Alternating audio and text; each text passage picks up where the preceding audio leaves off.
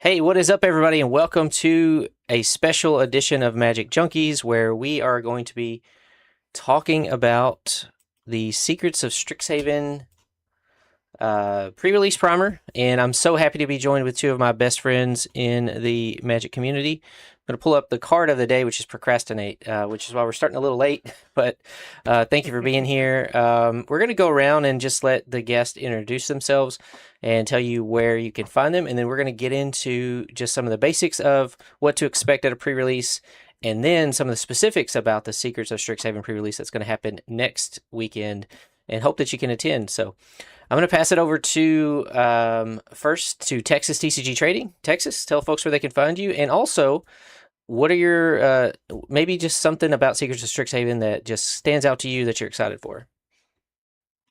What's up, y'all? I'm Texas TCG Trading. You can catch me everywhere except for Twitter and TikTok at the moment. I stream and I also host trade nights and charity events all around the country, mostly based out of Austin. Strixhaven is such an interesting set. This is going to be a primer for, newer players, maybe some veteran players, people who are kind of in the middle of their Magic journey. And I think Strixhaven is actually the first set, and looking at this set, is incredibly complicated in terms of mechanics and in terms of card design. I really feel like this has been the designers of Magic's opportunity to flex on us. And so, yeah, it's going to be really cool to talk about these cards. If that's something I've always noticed about this set, this plane, is it's known for some real nitty gritty Magic mechanics. Mm-hmm. Yeah. I feel like they really got creative with the first, Strixhaven, and looking back, I didn't understand how powerful it was at the beginning. It's just after I started adding more of those cards into commander decks, and then looking back now, you're like, wow, we got that out of Strixhaven. So thank you, Texas. Yeah. All right, and then we have a very special guest, Kelsey from Girls Planning Gaming, who has done a tremendous job hyping everyone up for the set and talking about the different colleges and just making great content. So, welcome, Kelsey. Please introduce yourself, tell folks where they can find you, and just something that stands out to you about the world of the Strixhaven School. Yeah, thank you so much for having me. I'm so excited to be here. I love doing primers.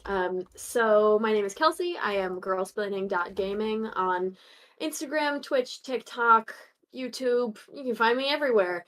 Um, Something I really love about this set and also the plane is that I think with this set particularly, we see a lot of building value over time. And I'm somebody who loves creatures, and this is not a creature set. This is an instants and sorceries set. So I'm really excited because it's offering me a chance to learn a lot, but in a way that feels really rewarding because you get to, you know, build up and make things better the more and more you play them.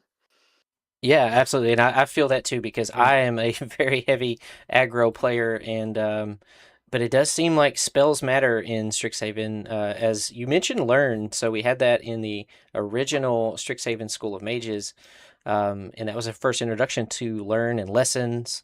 And now we've gotten more lessons like from the Avatar: The Last Airbender and things like that.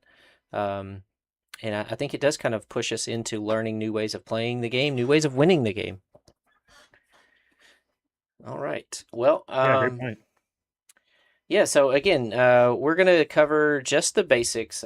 We've got a little cheat sheet primer here if I can find it, so just bear with me 1 minute. Got so many tabs open. I try to like simplify this, but then once I got started, it's like, okay, where did I put everything? There we go.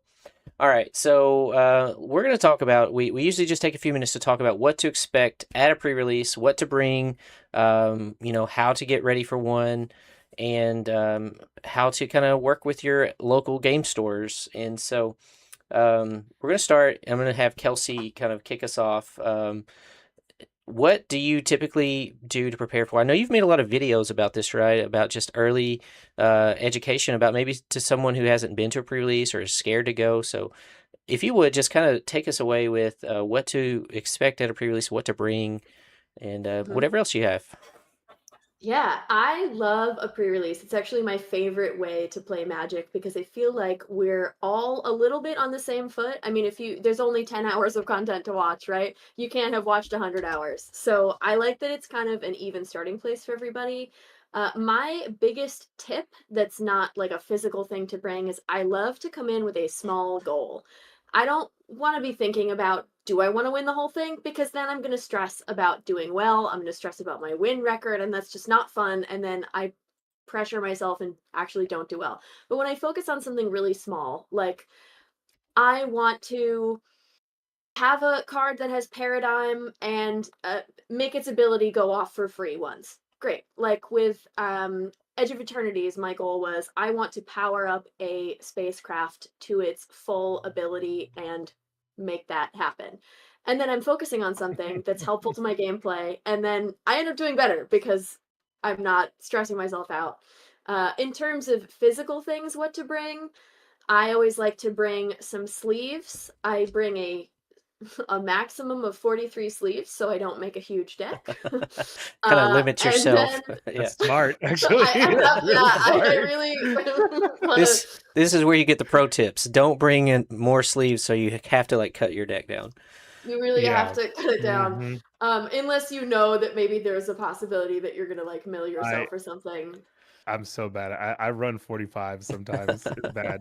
Oh, that's tough. Don't do what I've And then done. I'm always a fan of just bring some snacks and water. It's gonna be a long night. I get tired, and I know that, and I need a little something to get me through.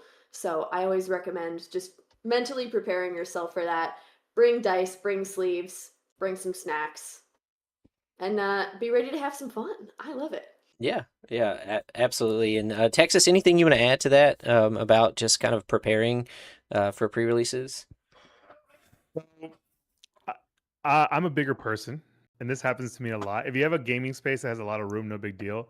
Think about like you're gonna do your match, and then how much stuff are you gonna pick up, put on, all that. Like what's gonna happen in between your matches, especially if you go to time, because that also will happen sometimes. And then you quickly have to get up and move and go to a next spot on the table. So think about how you're gonna move through your space and all that kind of stuff too, because it could be a very busy day. This set could actually be very popular since it's our next OG Magic Universe set. So that tends to pull in a lot of the players that don't care too much about the UB stuff. So yeah, it could be a full house. So think about, it's fun to bring all your stuff that you love, but traveling a little lighter with a backpack that doesn't bulge out too far or something like that. Maybe bring your smaller trade binder, not 30 trade binders. So, Yeah. because yeah, there's a good chance you're gonna have to quickly pick up your stuff and move to a new seat. You might get lucky and stay in the same seat all day, but yeah, don't count on that. Yeah, absolutely. There you might be able to get in some other games, like so if you play standard or commander, and you want to bring those, I would say limit it to like one deck. Because if you play before or after, you don't really want to be packing around all 8 commander decks, most likely. Yeah. But you also mentioned something before we started, kind of about, and we'll get into this in just a second. We're returning to seeded packs, but we've talked about before how sometimes LGS will have like early signups. So, what have you seen in your area as far as like early signups, and what should someone expect as far as the cost of a pre-release? Yeah, so standard price. We were just talking about this earlier. The LGS I go to lets you actually pick your primer, but they will charge you extra depending on which is the more popular one. So like I've already noticed that for Friday night, Prismari is sold out. So keep that in mind if your LGS does that. Most people like to do random, and if they do random, I think it should be just a standard price across the board. You definitely shouldn't be paying extra if you're just gonna be doing random, because yeah, you don't have a choice, and some people let you trade and things like that. So yeah, but it looks like about 55 to 50 is the standard for this one, even on like the sought after.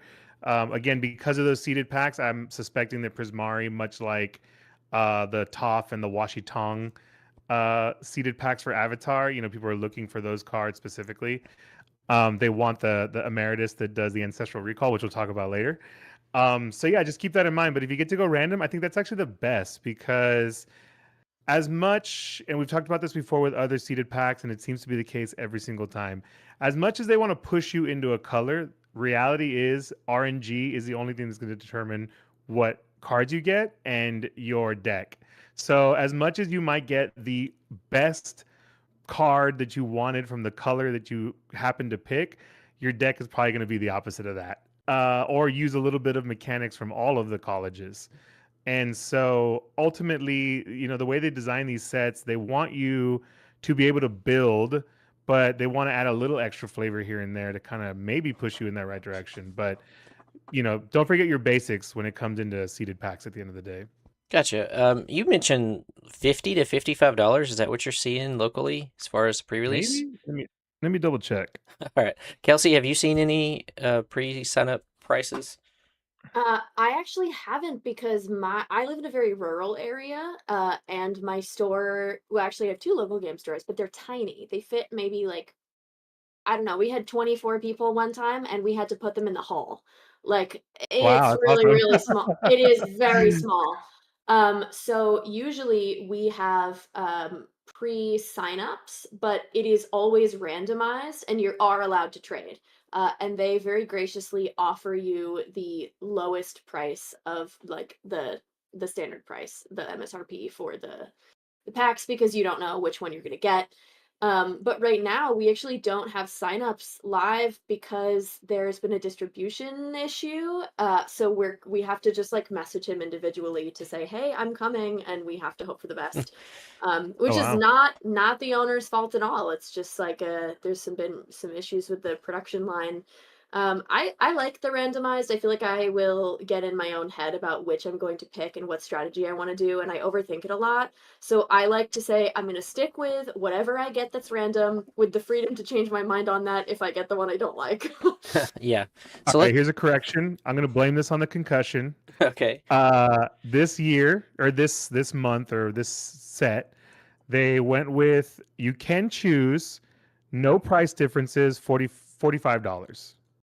Okay. So it should Okay. be like 40 to 45. It's a Gotcha. far Yeah. cry from the $25 Bloomborough pre-release I did, but Wow. it was great. It was a really good time. Yeah. Yeah. I feel I feel like like I usually want the one that nobody else wants, and unfortunately this time I would like to play Prismari, but I'm not hunting for anything. It's just the one that I want to try. Yeah, I'm definitely not hunting for anything. I mean, there's a lot of fun stuff in this set, but I don't even think the Mystical Archives, obviously, but that's collector boosters. So, it won't even matter. It won't even really come up unless, can you pull non-foils of those in this set? In the uh play boosters? yeah, so I have seen well, I think Gavin opened a pack up the other day that was just a play And it had a booster. Mystical Archive? Yeah, had Oh, he okay. he actually got a god pack. We all say it was rigged. He said he's not beating the allegations, but it had Emeritus with the Ancestral Recall, and then it had a Mystical Archive Cyclonic Rift right behind it. Yeah, so I think realistically, the chase card from this set is not going to be. I think people are going to open a lot of this, so I don't think even that it's not going to be like a $200-300 card. So I Yeah, think trying to like pull something from your pre-release kit is, I mean, yeah, sure, go for it if that's what you want, but it really shouldn't be your goal, even with seeded packs. yeah. Just try to have fun. Gotcha. Well, so we're going to talk about seeded packs a little bit more, but we do have some comments. Great to see Haley out there. And Haley does say that Yeah. $35 in their area, which is great. I hope mine is around the $35 to $40 area. Now, my LGS does something cool. They typically order pizza and allow you to get like one free drink. So they'll like maybe add $5 on for that, plus additional pricing. So I think that's cool if your LGS does that. Check that out. But let's so we've kind of danced around. We mentioned the word seeded packs. What exactly is a seeded pack? Now, we have seen this recently in the last year with they brought it back for um Tarkir Dragonstorm. That was the first time you could like pick your clan. And then they did it again for Avatar, The Last Airbender, where you could pick, which bending you wanted. And so let's talk about that a little more detail. We don't know what's in the seeded packs, but in the past, every pre-release kit, you get 6 packs of usually play boosters, and you get a promo card that's separate. And typically you can play with that promo card, but that's random. So even in the seeded pack sets, you weren't guaranteed to get a promo card that was in your colors. Now, if you did, that was just bonus, right? You're probably like slam dunk. I'm going to be playing this. But so we assume that the promo will still be random. You could get any promo that's available out of, I guess, the rares and mythics.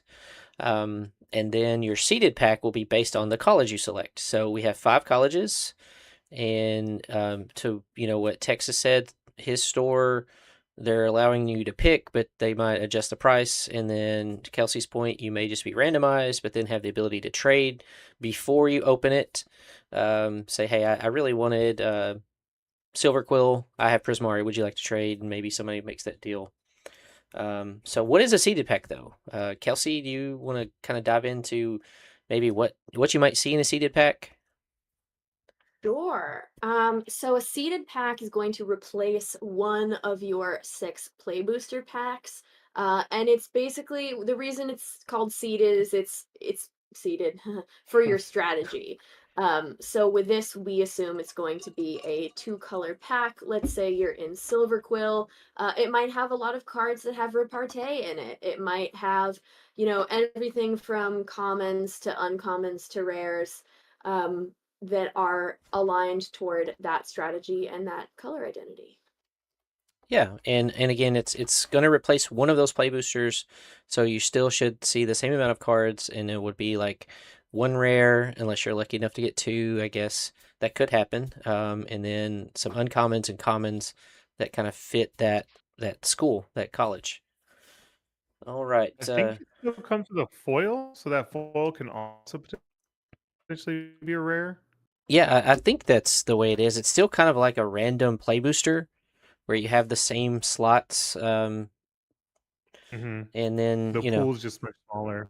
yeah, yeah. I'm such a sucker for trying to play the promo no matter what. I know that that's not good, but I just get so enamored with the cool card and I want to build around it.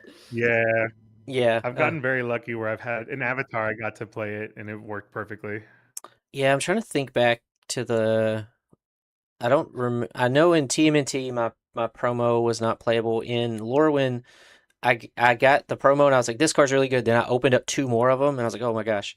It turned out not being as good as I thought it was, but still, it was cool. But yeah, I do remember. They feel unfortunately good. I was gonna say back in Cons of Tarkir, I was just way off. Like I picked Obzon and I got some unplayable promo card where other people got. One of my buddies also got Obzon and he got his promo card fit perfectly and all of his rares fit perfectly, and I'm just like, you cheated, dude.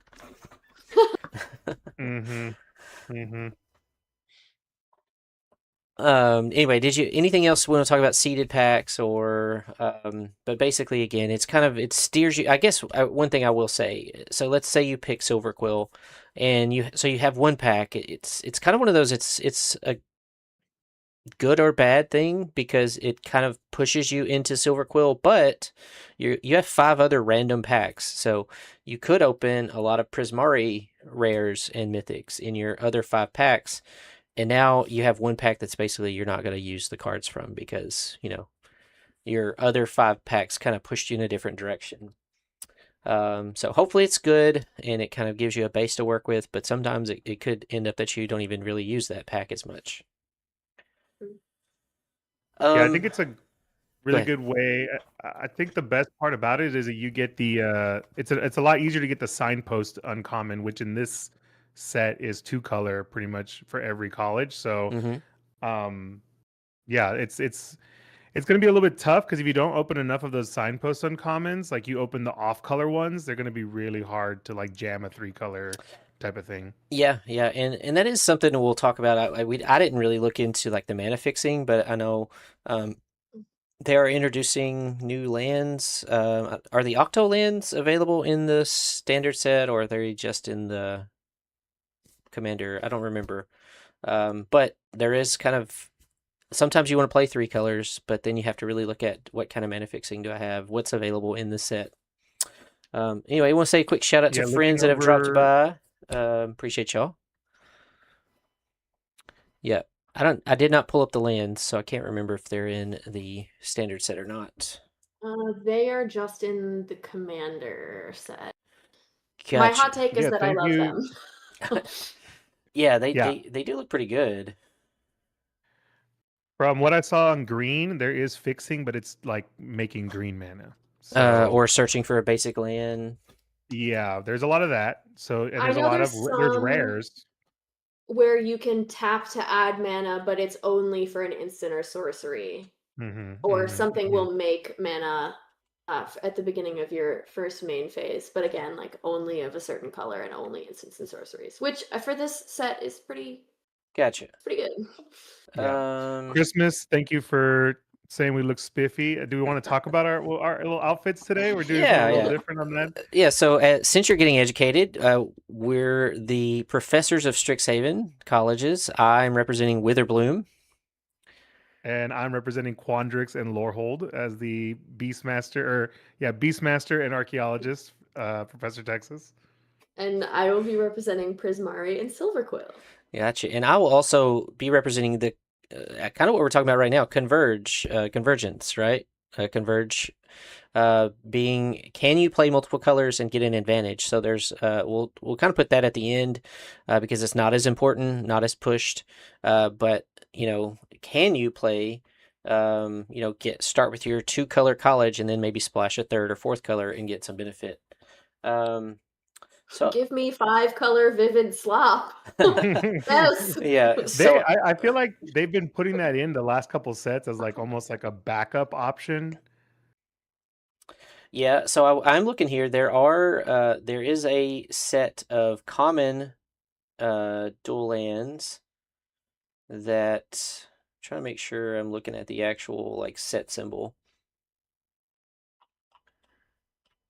I don't want to tell you wrong, but yeah, it looks like they intertapped and they have an ability to surveil. So you pay like the college color +2, like white, black, and 2, tap it, surveil 1.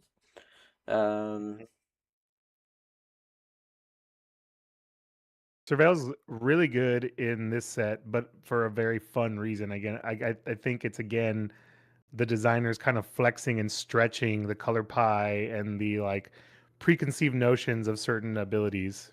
Okay, and it does look like the check land, like the check to see if you have 2 or more other lands. They've got Sundown Pass, Stormcarved Coast. Oh yes, the classic ones, yeah. Not all 10, but it looks like there's 5 of those, and the other 5 have the common tapped lands. Or no, there's some those doubling. Those are in the rare slot though, right? Never mind, there's some doubling. Yeah. Yeah, we've got rares and commons.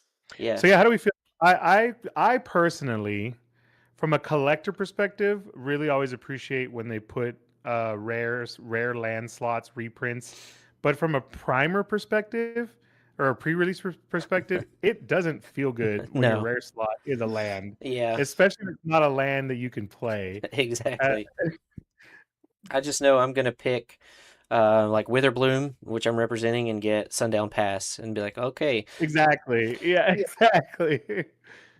But yeah, no, I guess it looks like all five have a rare land, which is the enters tapped unless you control 2 or more other lands, and then a common that enters tapped all the time, but has a surveil ability, and then a couple of other rare lands that maybe do something else. So anyway, we'll talk more about Converge later. Let's see what is up next. All right, real quick, we're going to talk about just the basic strategy for building a deck. Whether you're doing draft or sealed, most of the events on pre-release are sealed events, where you get the seeded pack, you get the other 5 boosters. Bread is something I've talked about if you've tuned into the others, but it's basically just a way to evaluate your card pool. Typically, I lay them out in color, and that way I can see all the black cards that I have and all the Wooburg order. And then the multicolored cards, now you're gonna have to kind of like I think there's a really more of a push for more multicolored cards in this set. So you may want to stick with like what was your seeded pack in and kind of keep all those together and then all the others. But we're looking for bombs first. What cards are gonna win the game or change the game if I draw this card? Usually that's your rare mythics. There could be some uncommon bombs, but most of the time it's rares or mythics. And then removal. We'll talk specifically about the colors, what removal is available in each color. But removal tends to keep you in the game and change the tempo of the game. If you maybe had those games where you drew your bomb, but somebody just immediately killed it with their removal, so it kind of negated that advantage that you thought you had. and you probably spent 5 mana to play your bomb, and they spent like 2 or 3 mana to kill it. So they come out ahead. And then evasion, you're looking for flying, trample, unblockable. There's a little bit of all that in this set, um, because sometimes there's just a board stall where neither one of you can get through and get the final points of damage. But if you end up drawing a flyer or an unblockable creature or a creature with trample, then you can kind of push over the top of that. So look at bombs removal, evasion, and then aggro. That's basically just having a good curve. Too many times, like we get, man, this is an awesome card, and you end up building your deck, and you got too many 4 drops and 5 drops and 6 drops, and not enough like 1, 2, 3, and you're gonna have some clunky hands where you're like either missing lands or you can only play one spell a turn, and your opponent curved out and just beat you down. So when we talk about aggro, it's not just about playing all the low stuff; it's playing a consistent curve so that any point of the game you have a way to attack or defend. Um, and have that. So, and then the last is duds. Basically, when you get to the end, you're going to try to fill out the rest of your deck, and you're going to be playing what's left. And at that point, you want to see what synergizes the most, or what you can get a little bit of value out of. But again, you're going to kind of wait. What are my bombs and what are my removal? And that's probably going to direct what colors you're in more than, maybe even more than your seeded pack. But the other part, I guess, we don't really talk about it a lot, is like synergy. This set seems to be a synergy heavy set, which is fun. But that's the bread strategy. So bombs, removal, evasion, aggro, and then anything else would be a dud, but you still may have to play it. I just want to add something about. Yeah. No, you first. About aggro in this set particularly, as I was looking through all of the cards, I felt like the strategies that we're pushing are not really traditional aggro strategies. Like, even Lorehold is not Boros. This is not the guilds. This is something completely different. So I was really looking at aggro as what is going to aggressively push my strategy, not just can I attack and be on yeah, it's on curve, definitely. But I was kind of looking at it like, even if it's not just attacking, even if it's getting me to cast other spells, what is pushing my strategy forward? Yeah, and I did like what you good pointed point. out earlier about having a goal. Like sometimes those like make it more fun. Like you're talking about casting a spell with Paradigm. You know, like if you get one of those and you could say, "Hey, I did that. I did that cool thing." It could be really, really just a personal fun moment more than a win more moment. I was gonna say really quick on duds. I don't know if you guys have had this experience lately, but the last couple sets, especially with like Ninja Turtles, because it was kind of a smaller set, there's a lot of repeats.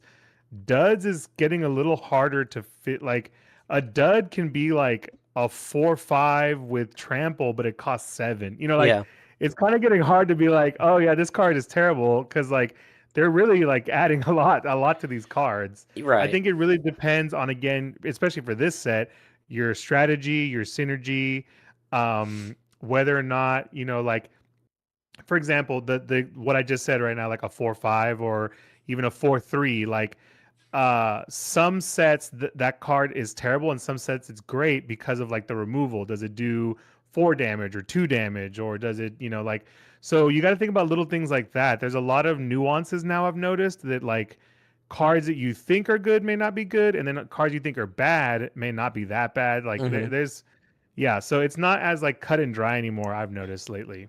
Yeah, I've been really impressed with the commons from the last couple sets. Like, Lorwyn Eclipse had a ton of commons that were like, all right, I'm never gonna play this. But then once you put it in and you get to a board state where you have 6 or 7 mana to spend, it was a really good card. I played all 4 copies of my Kolrath Zealot. It was great. Yeah. yeah. It's just not something I would have considered unless I had to. Well, actually, I had 6 copies of it, which was a little too much. Yeah, But maybe a yeah. few too many. But yeah, and I think they did. At least I saw a video where Gavin talked about the new prepared mechanic, giving basically a creature that you can play on curve, and then some of them, like the commons and uncommons, have a more expensive prepared spell. But still, like late game, you're like, well, I have nothing else to do. Good thing I have this prepared card. Now I can spend 5 mana to make a 2/2. I drew another land. Oh man, that's awful. But I at least could invest my mana into something useful. So, Mm-hmm. and there are no longer any just vanilla creatures. Like every creature has some sort Yeah, of ability or text that's going to impact the game. yeah. Ripped to vanilla. No grizzly bears anymore. All right. Well, so let's just get into our first college. It is not Boros. It is Lorehold. But it's still. I remember Lorehold from the School of Mages was all about like spirits and history, and there was artifact synergies, things cared about your graveyard. We're still kind of on that same theme, but we're gonna let Texas kind of introduce Lorehold and talk about some of the cards, and then we'll chime in as we cover some of the top cards. Yeah, so Um, like Go ahead. so Lorehold is the red white school. Like you said, it has a lot to do with the graveyard, has a lot to do with draw discard, and also there's a lot of payoffs for bringing things out of the graveyard. And that's why I talked about Surveil earlier, how it's really interesting that white specifically really favors Surveil in this set, where traditionally Surveil is a black mechanic, or even I think sometimes a blue and green. But white really benefits because you have a lot of flashback, and then red is the secondary with flashback, and then there's all the red white payoffs of pulling things out of the graveyard. So again, I feel like we're already starting off with kind of bending your perceptions around the color pie and like what mechanics go with what colors. But yeah, the first card we have talking about here is Antiquities on the Loose, which is a rare. I'm trying to see if I can see. I'm on an ad break, so I can't see if you already pulled it up. But anyway, Yeah, I'll pull it so up. yeah, I'll just pull it up over here. So Antiquities on the Loose. It is a 3-drop with 2 white pips, 1 generic.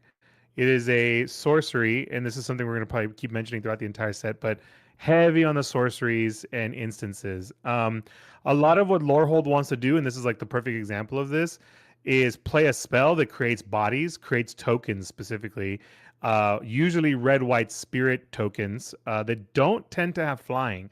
So you're making a lot of spirits because Lorehold is the school that teaches about archaeology, and I think there's also like some sun magic or something like that involved. But also, it's about recalling spirits from the past to aid you in the present, and then like learning knowledge through the past and then bringing it forward in time. So on the art here, it's I believe this is like and using spirits to animate 2 statues of these creatures, and then these represent 2 red white spirit creature tokens. Then if this spell was cast from anywhere other than your hand, put a +1/+1 counter on each spirit you control. So Lorehold is going wide and then building that up with counters usually. So you want to just flood the board with a lot of bodies and then usually spirits, and then pump them up with spells like this. And then it has flashback for 2 white pips and 4. You play it again and then exile it from your graveyard. So you could essentially make 4 2/2s, red white spirit creature tokens, and then give every spirit on your board +1/+1 times 2. Mm-hmm. So this is like a great white bomb. If you pull this, you definitely want to play it. Yeah, typically that rate to make 2/2/2s costs 4 mana. Of course, this is a rare, so they've kind of like moved it up. But also, Mm-hmm. there may be a card or two in the set that allows you to impulse draw. Reveal the top card, and then you can play it this turn. So that would also Mm-hmm. trigger the second effect of the card, where you put a +1/+1 counter on each creature you control. Or each spirit you control. Yeah, and then also because we're going to talk about this as we go further down the cards, flashback will trigger taking things out of your graveyard. So that's Speaking also why. speaking of flashback, that is kind of the Lorehold mechanic. So I know it's kind of not in the right order, but let's talk about flashback real quick. Yeah. So this is a 1-drop, 1 red instant. Target instant or sorcery card in your graveyard. My camera will come back in just a second. Uh, Gains flashback until end of turn. The flashback cost is equal to its mana cost. I mean, if you've been playing Magic for a little while, Snapcaster Mage is Hmm. super busted. It's still a Yeah. very expensive card, even though it's been reprinted like crazy. And yeah, this is cheaper, instant speed, Hmm. and it does the exact same thing. So I mean, yeah, this is great. Now it's in red, so it's not in blue. But again, you want to be replaying things from your graveyard. That's the whole point. I think a really good turn, which we'll see later with one of the cards here, is to play something that makes you draw discard your best thing, and then, hey, maybe you drew into this, and then now you get to replay that best thing. Like, it's so good. Such a good card. I love a card that just is a mechanic. I love like Manifest Dread, the card. What does it do? Manifest Dread. That's it. Yes. I love it. I think they're so great. It's kind of crazy they haven't already made this card. Yeah, it's perfect, like thematically. Again, because we're caring about the graveyard, and we have cards with flashback.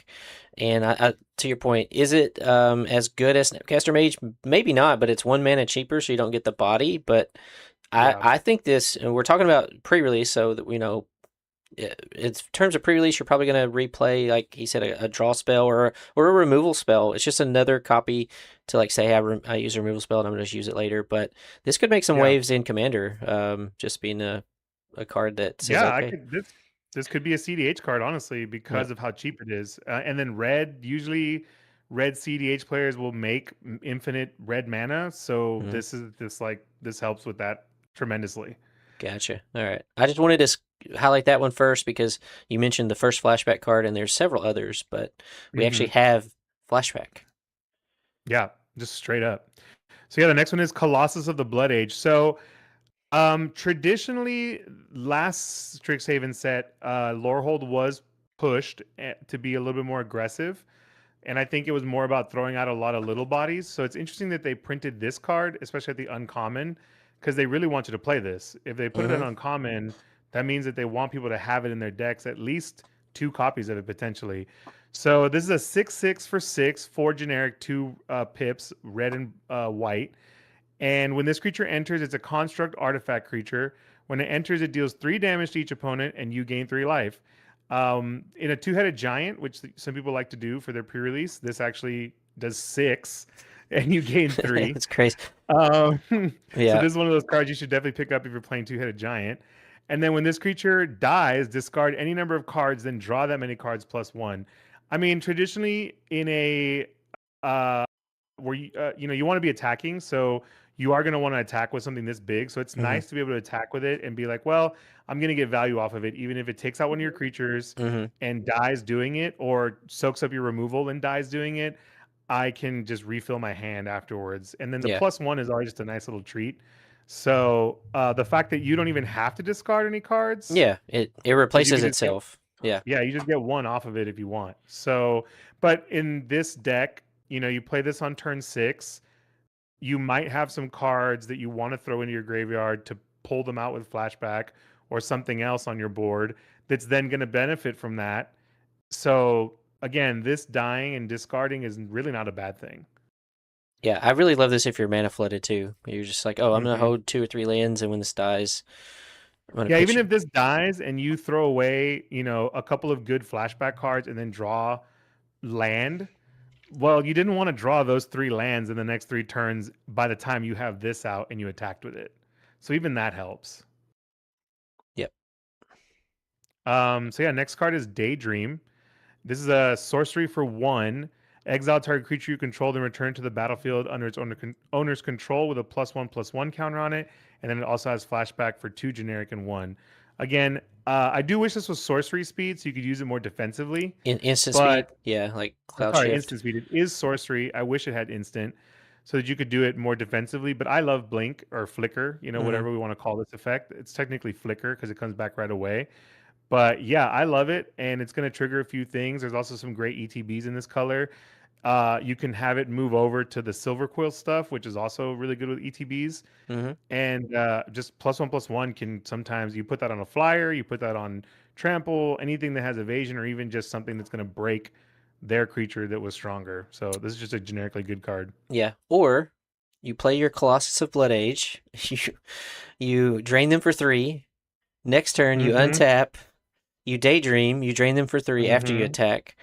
And then you flashback Daydream and you drain them for another 3. Yeah.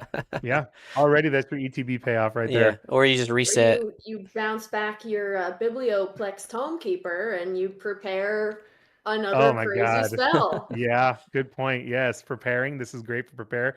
We haven't really talked about it yet, but yeah, this does. And also, this will reset anything that says once per turn, right? Yeah, it's a new Yeah. permanent when it enters.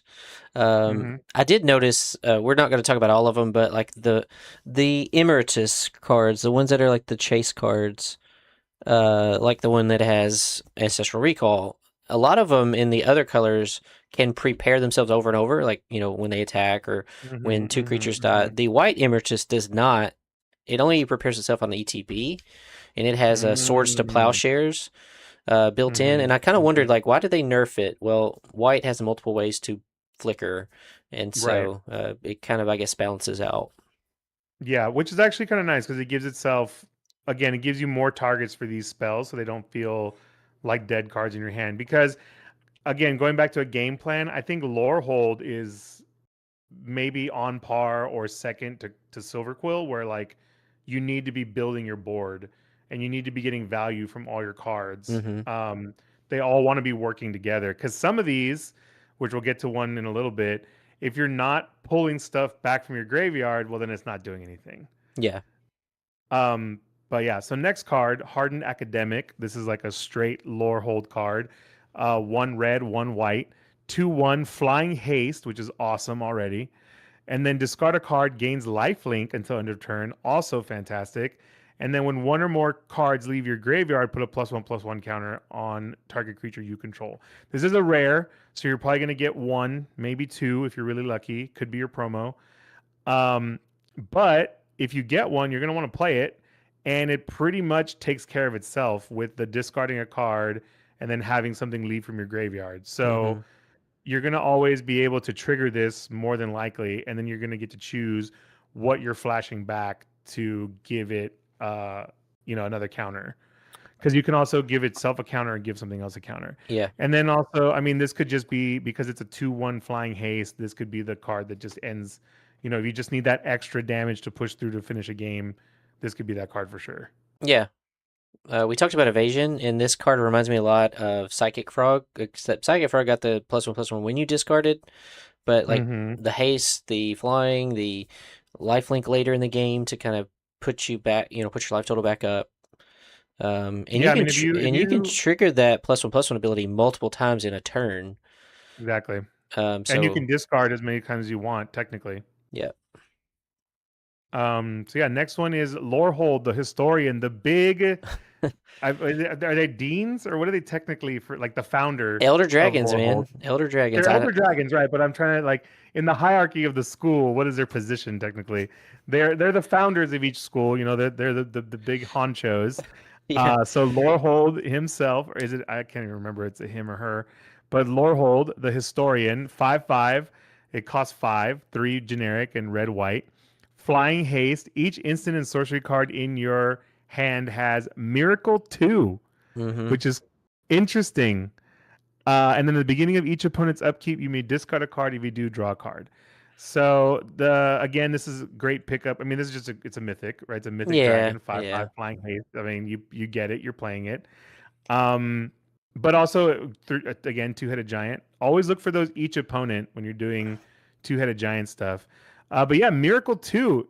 You may cast a card for its miracle cost when you draw it if it's the first card you've drawn this turn. So kind of cool to see Miracle back kind of randomly. I kind of feel like they made this more for Commander than they did Standard, but or Yeah, Limited, but yeah. I mean, these big like marquee dragons that are legendary, like I've been having this trouble a little bit with some of the cards I've been playing from Turtles, like that are legendary.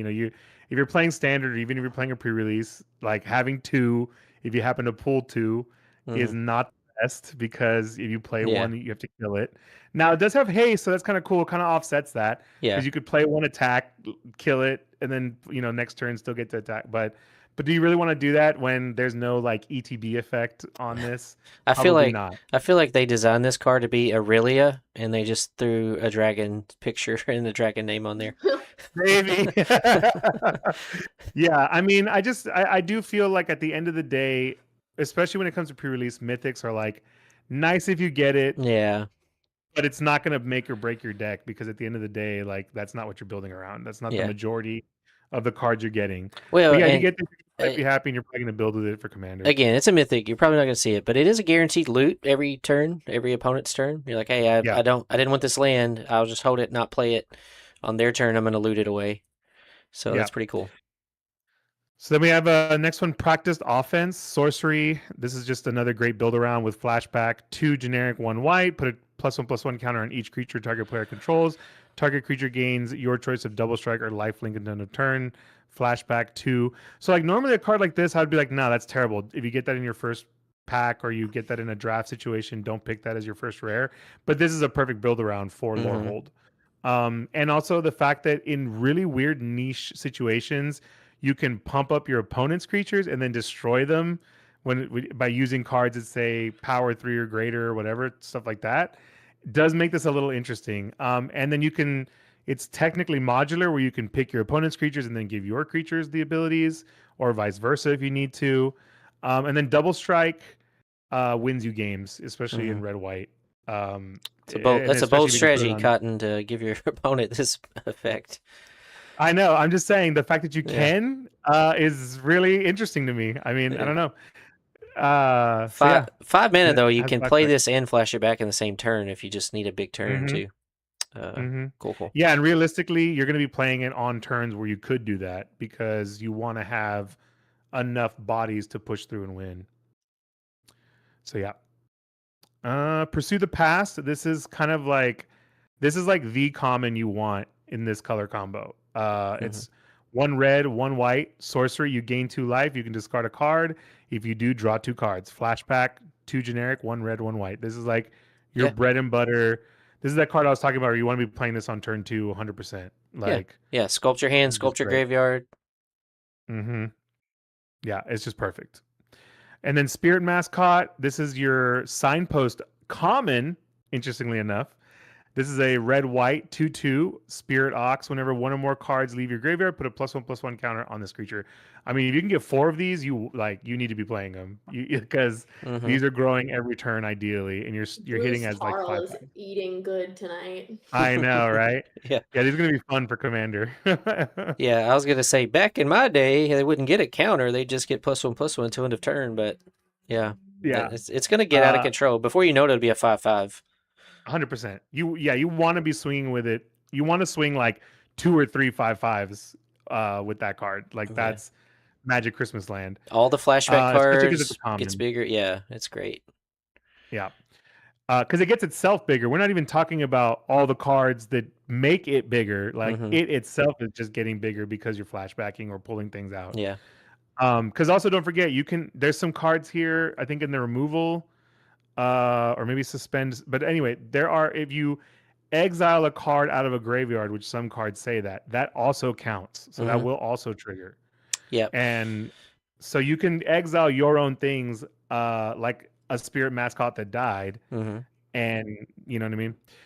And then there's a Emeritus that pulls everything out of the graveyard. Guess what? Each one of those triggers counts. Yeah. Just be careful. This does say 1 or more. So like if you have an effect that pulls, if you have an effect that exiles 2 cards, you get 1 counter. But if you can do it 1 at a time, like cast a flashback spell, a card left, that's 1. Then cast another spell. Yeah. But I do think that there's like there's like a black card that returns 2 creatures. So again, if you're like playing that, then you only get 1. And then here's the signpost uncommon, Sloth Beast. This is a big old beastie boy. This is a 2 generic red-white 4/4 startled relic sloth. It's called trample, already great. Lifelink, even better. At the beginning of combat on your turn, exile up to 1 target card from your graveyard. Boom! Now you've triggered your Lorehold effects. So this is like your uncommon. Like, ooh, this is what you should be doing in Lorehold. And then summon Dromedary, another beast of burden, a camel this time. This is a 3 generic and 1 white, 4/3 vigilance, and then it has 1 generic, 1 white. Return this card from your graveyard to your hand. Activate only the sorcery. Again, this is bread and butter. You need to be playing this if you're playing Lorehold. Vigilance is just a nice icing on the cake. And then finally, we have Suspend Aggression. Yeah, real quick. I've meant to make a video about this camel for like 3 days because there are lots of cards that they have, and it's typically a black ability, right? So you have a 2-drop, and then it's like 5 mana to get it back, or some crazy thing. This is a 4/3 vigilance for 4 that for 2 mana just comes back to your hand. Sorcery Yeah. speed, you can't do it on your opponent's turn, but like it's I mean, in just Foundations, I'm playing Reassembling Skeleton. That's a yeah. 1/1 coming back. Yeah. I So, think this card's really good. And you yeah, know, again, if you see it, it's gonna perform better than you think. It's gonna trade up, absolutely. and then you're just gonna Even the say, Vigilance yeah, is actually gonna come in handy a lot because most of your creatures are turning sideways, so it's nice that you can attack with this and also have it to yeah. defend It's like I yourself. dare you to block this. Oh, you didn't block it. Well, now it's just gonna be a blocker on my side. All right. And finally, Suspend Aggression. This is another rare. I think this one's also just a really interesting design. It's a 1 pip, 1 red, 1 white, instant, so you can use it, tactically. Exile target non-land permanent and the top card of your library. For each of those cards, its owner may play it until the end of their next turn. So ideally, this would be an uncommon, so you could like use a bunch of them and really have like amazing tempo plays. But that's probably why it's not. So if you get 2 of these, that would be fantastic. But if you only get to play 1, it's kind of like premium removal, but it could also be a game winner, or it just lets you ETB some stuff again, and it also gets something off the top that you can play. Like it just has a lot of versatility, and I kind of wish it was uncommon, but I can see why it would be maybe a little too pushed. It might need to be 4 mana instead of 3.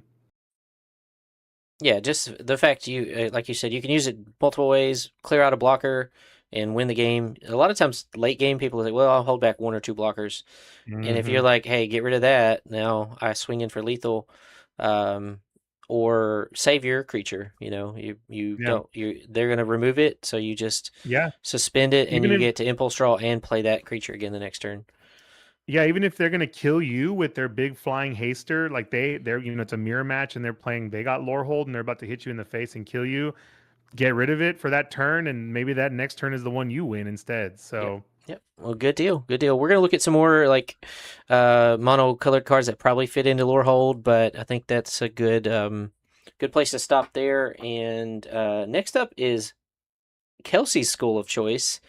If you've been watching Girls Fighting Gaming's like videos, you mentioned you're a creature like player, but you chose Prismari for like your college. So tell us a little bit about that, and then we'll go into the cards.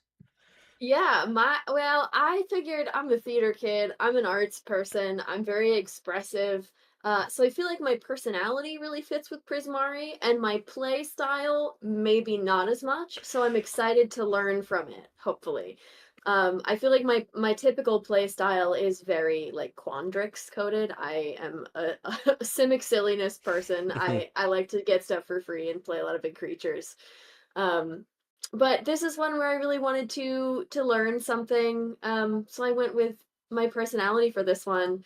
Uh, Prismari is a splashy college. I think it's really interesting in the ways that we are departing from the guilds of Ravnica because that's really how we see a lot of things. Like I just called it Simic, right? It's Mm-hmm. that's something that we imposed on it, and now that's just kind of how we think about those colors together and different with the same abilities.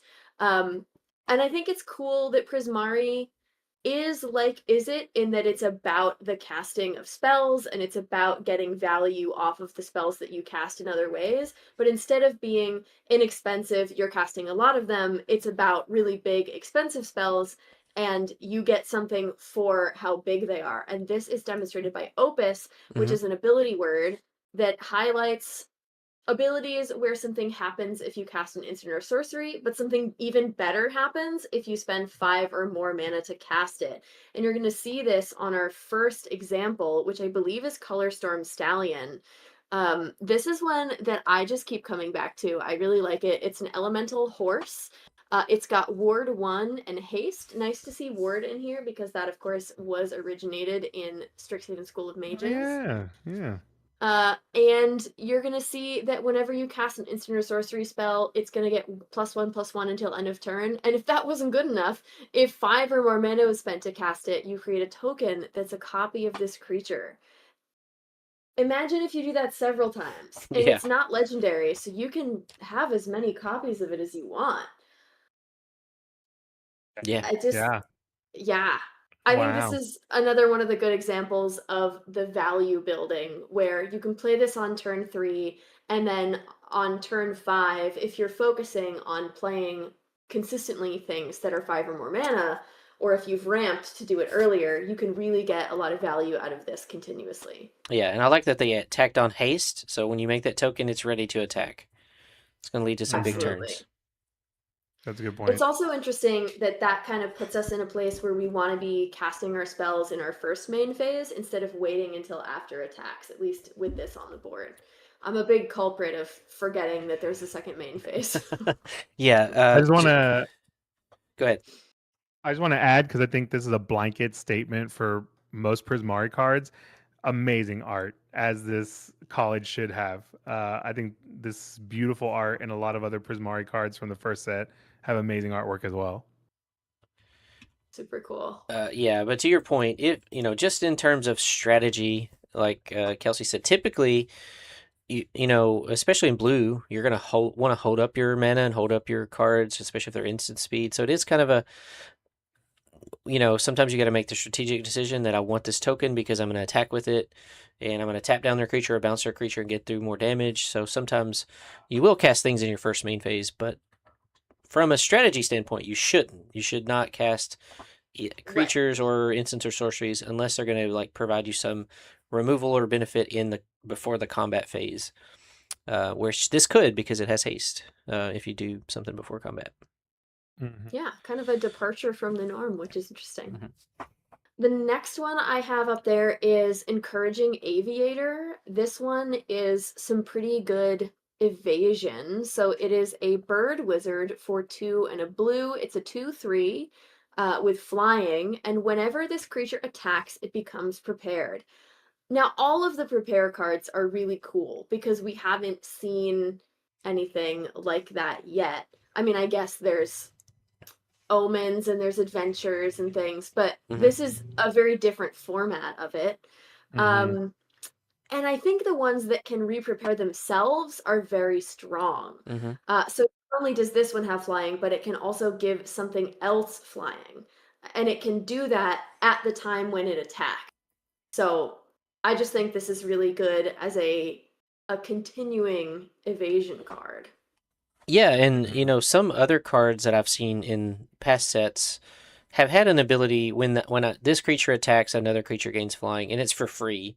So when I first looked at this card, I'm like, well, that sucks. And now I got to pay 1 blue to give another creature flying. But when you have a whole school that cares about Opus, when you cast a spell like the previous card, then yeah, you want basically this kind of just you always have a card in hand or a card to play to trigger the first effect of Opus. So I think that's a fair rate, actually, a 2/3 for 3 that you do get to pay 1 each turn and cast an instant jump and give not only evasion but trigger Opus as well.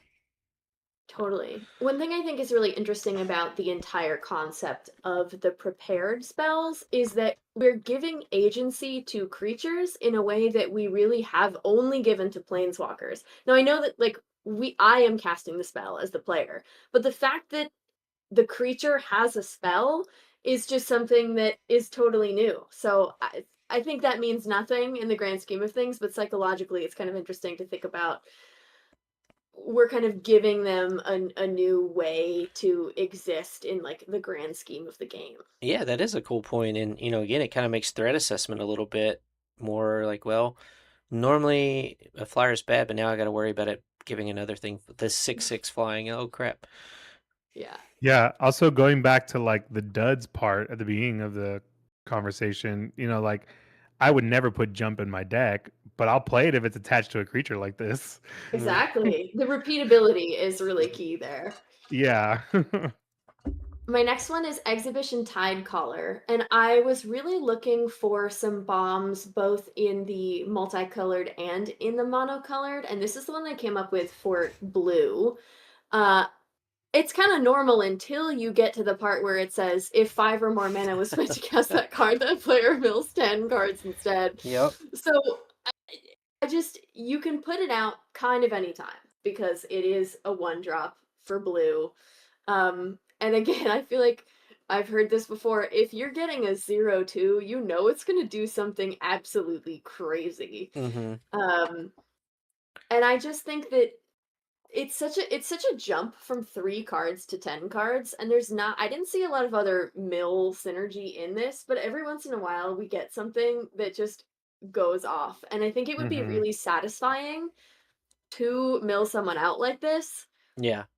because it's kind of a standalone thing, but you're going to be triggering Opus at least for the lower side of it all the Hmm. time. Yeah. Um, Well, in yeah, So you limited might actually mill games, out the lorehold players because they like to draw a lot. yeah, and that's limited true. games tend to go longer. So let's just think about it in numbers. You start with 40 cards, you draw 7, and then maybe the game goes 8 turns. Now that's 15 cards gone. You have 25 left, and you do this Oh two yeah. two or three times, and Yeah. I mean you're gonna hit them for 3 every time, but then like you do the 10 a couple of times, and they're like, oh man, I'm almost out of cards. Yeah, I Yeah, mean I'm Lorehold again, oh, you Lorehold's go. gonna see half their deck easily. Yeah, yeah, that's great. I'm really excited that this is very strong and limited because that is I am such a limited fan, so I'm Hmm. excited that one of the really good cards is for that. Next up, we can't forget about Prismari Charm. This is my pick for some removal. I think having the charms, be a little cycle is cute.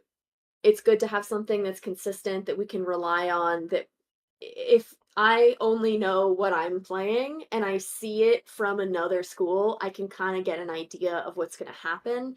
So for this one, it is for the Prismari colors. It's an instant. You can choose one, surveil 2, then draw a card.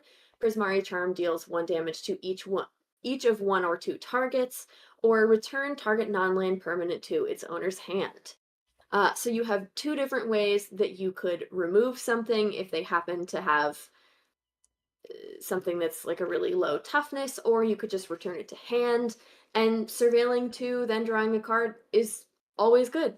Hmm. So I think this is a pretty versatile spell. I like when we're able to do a bunch of different things in Yeah, one. I love modal spells, and I think they knocked all of the charms out, like just perfect utility without being too powerful, but everything's relevant at different points of the game, and I just love it. I think it's also really cool that this having surveil and being the charm tells me that you want to play the flashback spells too. Right. It's a good way to kind of bounce between the colors. I found that, and I guess I'll get to this in my second section, there is a lot more crossover between colors that I would want to use in Silver Quill. Um, but it's definitely good to keep it in mind because however much you want to be getting these 2 colors, the other pairing does exist, and Hmm. you're always Yeah, gonna have Mhm. to deal with that. yeah. So next we've got Prismari the Inspiration. Uh, the inspiration for the entire college, actually. This is the Elder Dragon for the Prismari School. It's for 5, a blue and a red, legendary Elder Dragon with flying and ward pay 5 life, which is a lot of life to pay, especially in a limited game. Yeah. I do feel like the dragons are really mostly meant for commander, but if you happen to be able to play this, that's super cool. The fact that they all give instant and sorcery spells you cast, or they all kind of have this idea of taking an iconic mechanic like storm and making it easier or better or more effects to cast your instants and sorceries is so interesting, and a really cool way to reward actually getting to that point where you have this out on the board. Storm is crazy. Hmm. Yeah, This I'm really surprised they did Storm because Mark Rosewater has admitted that Storm is borderline a mistake. it's on the So power, yeah, the high power scale. This next card's going to be perfect for Storm and also perfect for the Mill card. And I actually added this back in, but you go ahead and tell us what Rapturous Yeah. Moment. Rapturous Moment is really interesting. It's a pretty expensive spell. Also, the art, gorgeous. That's so cute. I love that. Hmm. mhm. So it's for 4, a blue and a red, and it is a sorcery. You get to draw 3 cards, then discard 2 cards, add blue, blue, red, red, red. Now, when you look at the numbers on this, you're not necessarily like it's not you're not really on an even keel. But if you think about Opus, this is a spell that is more than 5 mana that allows you to, for free, cast another spell that's 5 mana at least. And you might pick one of those up in your draw, and you Mm-hmm. have 3 options. So this is just a really cool. And then, right, think about exactly what you said. If you're able to copy it, Yeah, so wild. So even if there's you don't copy this, it's going to give you 5 mana, and the next spell you cast is going to have Storm. So whatever, if you maybe you cast 2 more spells. If they're instants and sorceries, they're going to have Storm. And so now your Storm count is already up to 2, then 3. And then also with the exhibition Tidecaller, like you said, if you go into another 5 mana spell, now you're going to mill 20 cards off of 1 Rapturous Moment and 1 other spell. We could totally. chain 2 rapturous moments too. Yeah, if you have You 1 extra could. mana, yeah. Like Yeah. if you had 7 mana and you cast 1, then cast another, it's crazy. I've seen a bunch of these that it's an expensive spell, but then part of the ability is that you get to add more mana, which I think is really interesting in a instants and sorceries matter kind of a set. So even though this would be very far outside of my comfort zone, it's something that I would look forward to playing. It almost like, especially if you have the cards in your hand, right? Like well, I could cast these things, or next turn I could cast Rapturous Moment, draw 3, and still cast these cards. Yeah. It's basically almost a free spell because you're going to get 5 mana right back. Next up, I have Spectacular Sky Whale. This is 2, a blue and a red for an elemental whale with flying. It's a 1/4 and has Opus, so whenever you cast an instant or sorcery, this creature gets +3/+0 until end of turn, which means you can do it multiple times. But if 5 or more mana was spent to cast on it, you put 3 +1/+1 counters on this creature instead. This is one that is definitely evasion because it has flying, but it's also generally just I think this is just really strong because you're going to be casting instants and sorceries all the time, and having a flyer that you can pump up with smaller spells or slowly build up over time with larger spells, really cool. Yeah, it's kind of like Slick Shot Show Off, but a little more expensive. Yeah. Next up, I have Stress Dream. Really, this is actually just a reference from Procrastinate. It's the same little frog guy. That's mostly why I wanted to talk about it. But also the Mhm. card is, yeah, that's good. Yeah, there's Dealing 5 damage. Procrastinate. Now he's having He's Stress Stream. asleep and yeah, he's stressed about that assignment he's procrastinating on. Oh my god, this is hilarious. Great art again. I feel like a lot of these cards this time around, because I kind of struggled with Strixhaven the first time, kind of like finding like the human element, I guess, or like I like really like attaching myself to the characters and stuff like that in the setting. But like seeing things like Rapturous Moment and now Stress Stream, like I feel like they're kind of really bringing that element in a lot more with Mm-hmm. this set. Yeah, there is a connection to what we know about college, and it's Right. something that a lot of people can really relate to. And even if you didn't go to college, like you went to school, you had a Yeah. stress dream about procrastinating. One of the ones that I don't have on my list, but maybe one of you was talking about it. I really love the Secret Rendezvous Mm-hmm. Yeah. joined researchers. Like it's just like Yeah. there's love stories in here. It's just about people who are living their lives and are learning, and there's a lot of things Right. in here that I think are really relatable. So that's yeah, I agree. That's something I really Yeah, like about this set so far. Yeah, I think great that was point. missing the first time. Thunderdrum Soloist. What did I have this? I had this as my aggro. Um, and again, maybe not something that's aggro in the traditional like Boros sense or the is it sense, but I think this is pretty aggressive within the strategy that we're trying to push. Mm-hmm. So for 1 and a red, it's a Dwarf Bard 1/3 with reach. I like that it's got reach. Maybe it's because he's reaching up with his drumsticks. I don't I was trying to know. figure that out. Like, what is he doing? Maybe that's why. The music goes into the air. Maybe he throws one at it. Oh, that's good. Mm, That's good. Yeah. So whenever you cast an instant or sorcery, it's going to deal 1 damage to each opponent. If 5 or more mana was spent to cast it, it'll deal 3 damage to each opponent instead. Each opponent is great. That is something that is, I mean, this is going to be good both in limited and in constructed. So I really like to see that support for both of those things. And I'm a really big fan of pinging. One of my favorite decks is my standard Mardu ping deck. So that's just a personal favorite of mine. And I like that it's an uncommon. You might actually be able to play this. You would love my Mardu no attack, just ping aristocrat deck. Nice, nice.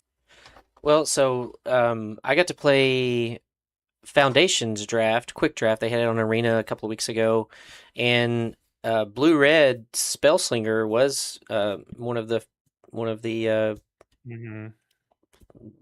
areas you could land, and the 2-drop that pings was very instrumental in just kind of pushing you to the win if you got 2 or 3 of them, and every instant sorcery you cast, and then of course as you talked about earlier with like the jump spell, that's just every turn it's another ping, and then eventually it's going to be 3 damage. So I think it's going to like help you get to the finish line on some games when the board's stalled out and you're just like, all right, I can cast 3 instants and sorceries, and one of them happens to be 5 or greater, so I've got 5 damage in my hand. Yeah. And I think it's interesting to think about this in concert, with what's the one from the raccoons from Bloomborough? Bello? The Coruscation Mage. Oh, yeah. I'm thinking about the mechanic itself. Like if you spend 4 or more mana in a turn. Oh yeah. I can't think of the name of it, but yeah. Like Rampage or something? We all know what we're talking about. I think it's just interesting to think about them with respect to each other because we're seeing a value in a red on casting spells and using all of your mana.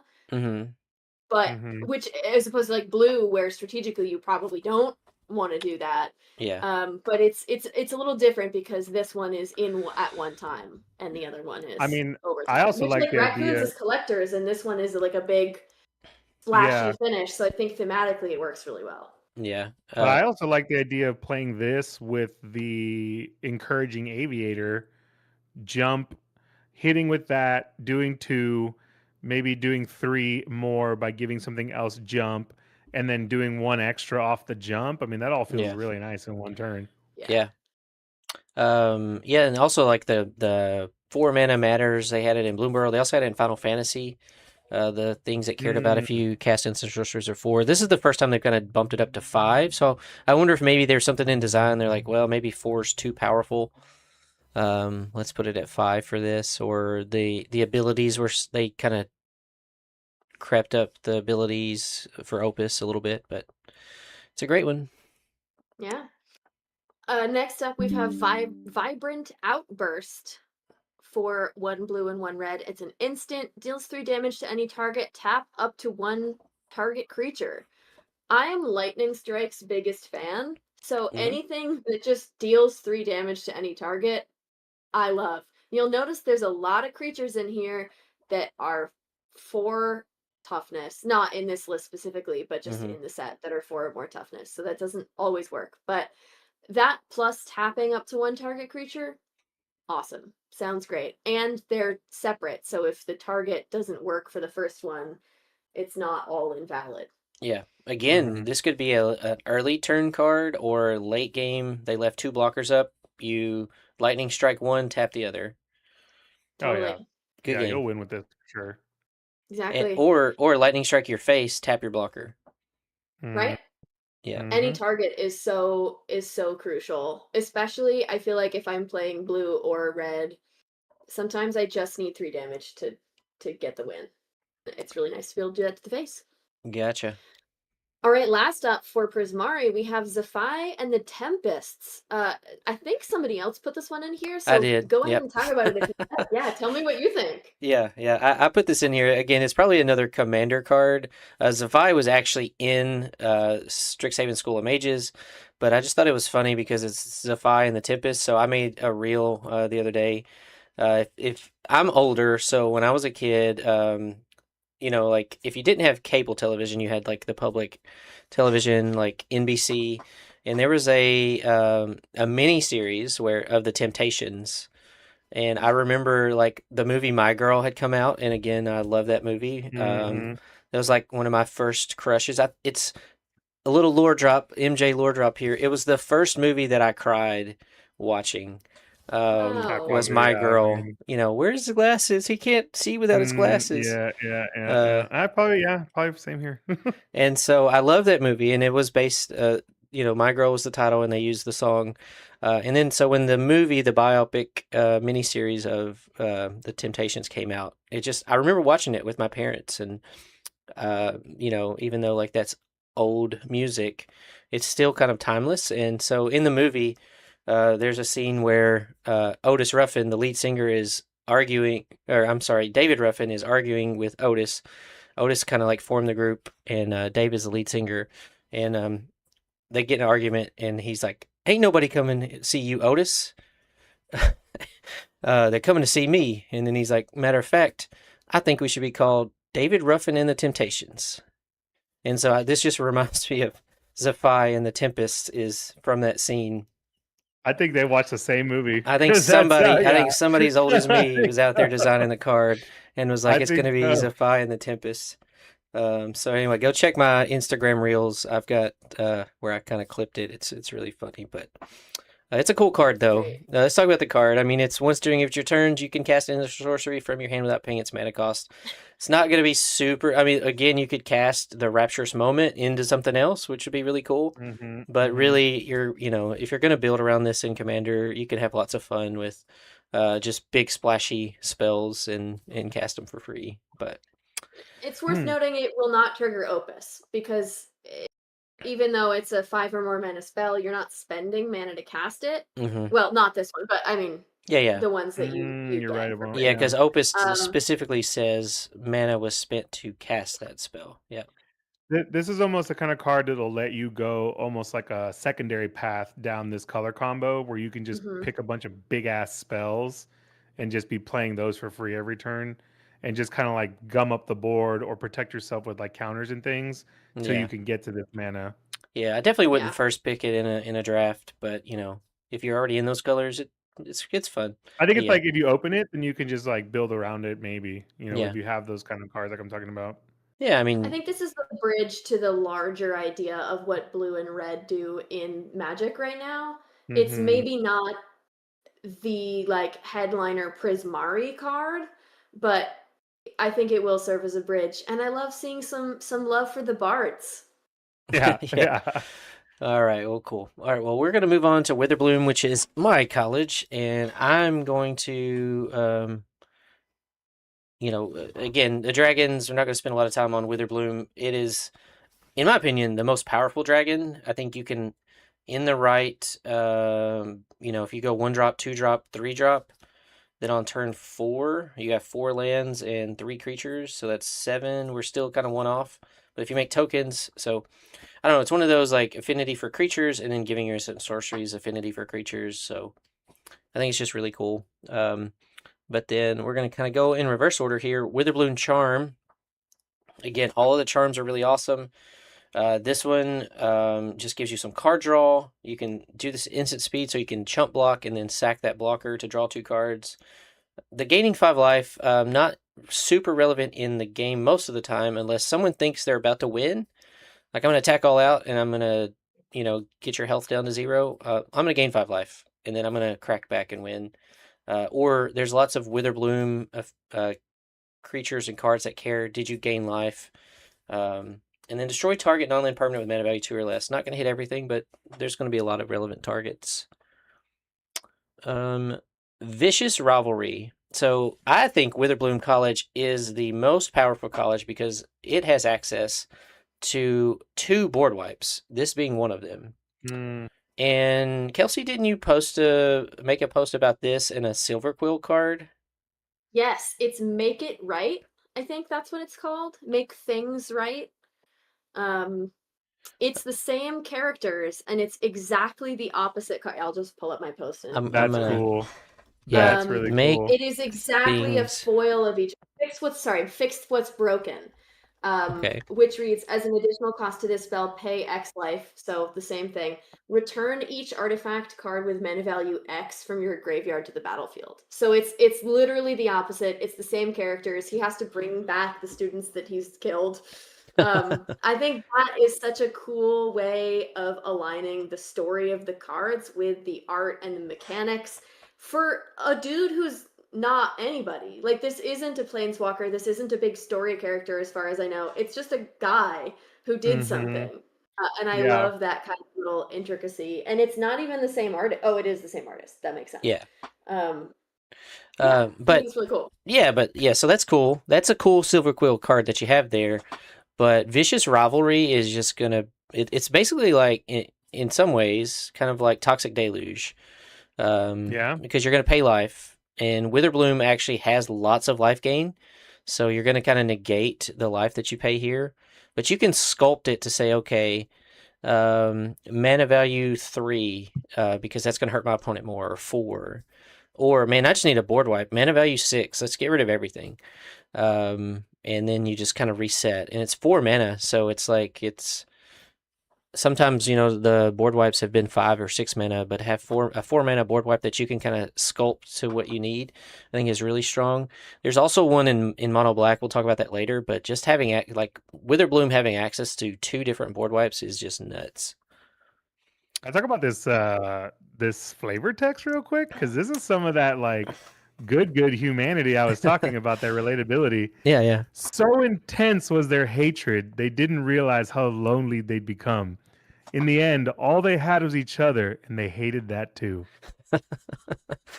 Oh man, this was lacking in the first set. This makes me want to go back now. Now we got to look at Fix What's Broken. Yeah, I'm excited to see what's on that one. Yeah, this one is 2 tired souls finally found something to unite them. Oh my god. Their hatred. I'm sorry. I'm just kidding. Needy. Yeah. Needy. Listen, I directly had somebody in my freshman year of college class who I really despised, and by the time we graduated, she was one of my best friends in the school. I don't know. Gotcha. Well, that's, again, great spells. I'm glad that they did the mirror thing. That's pretty cool. And, again, if you're already playing either Silver Quill or Witherbloom, there's a chance you could play both of them, which would be...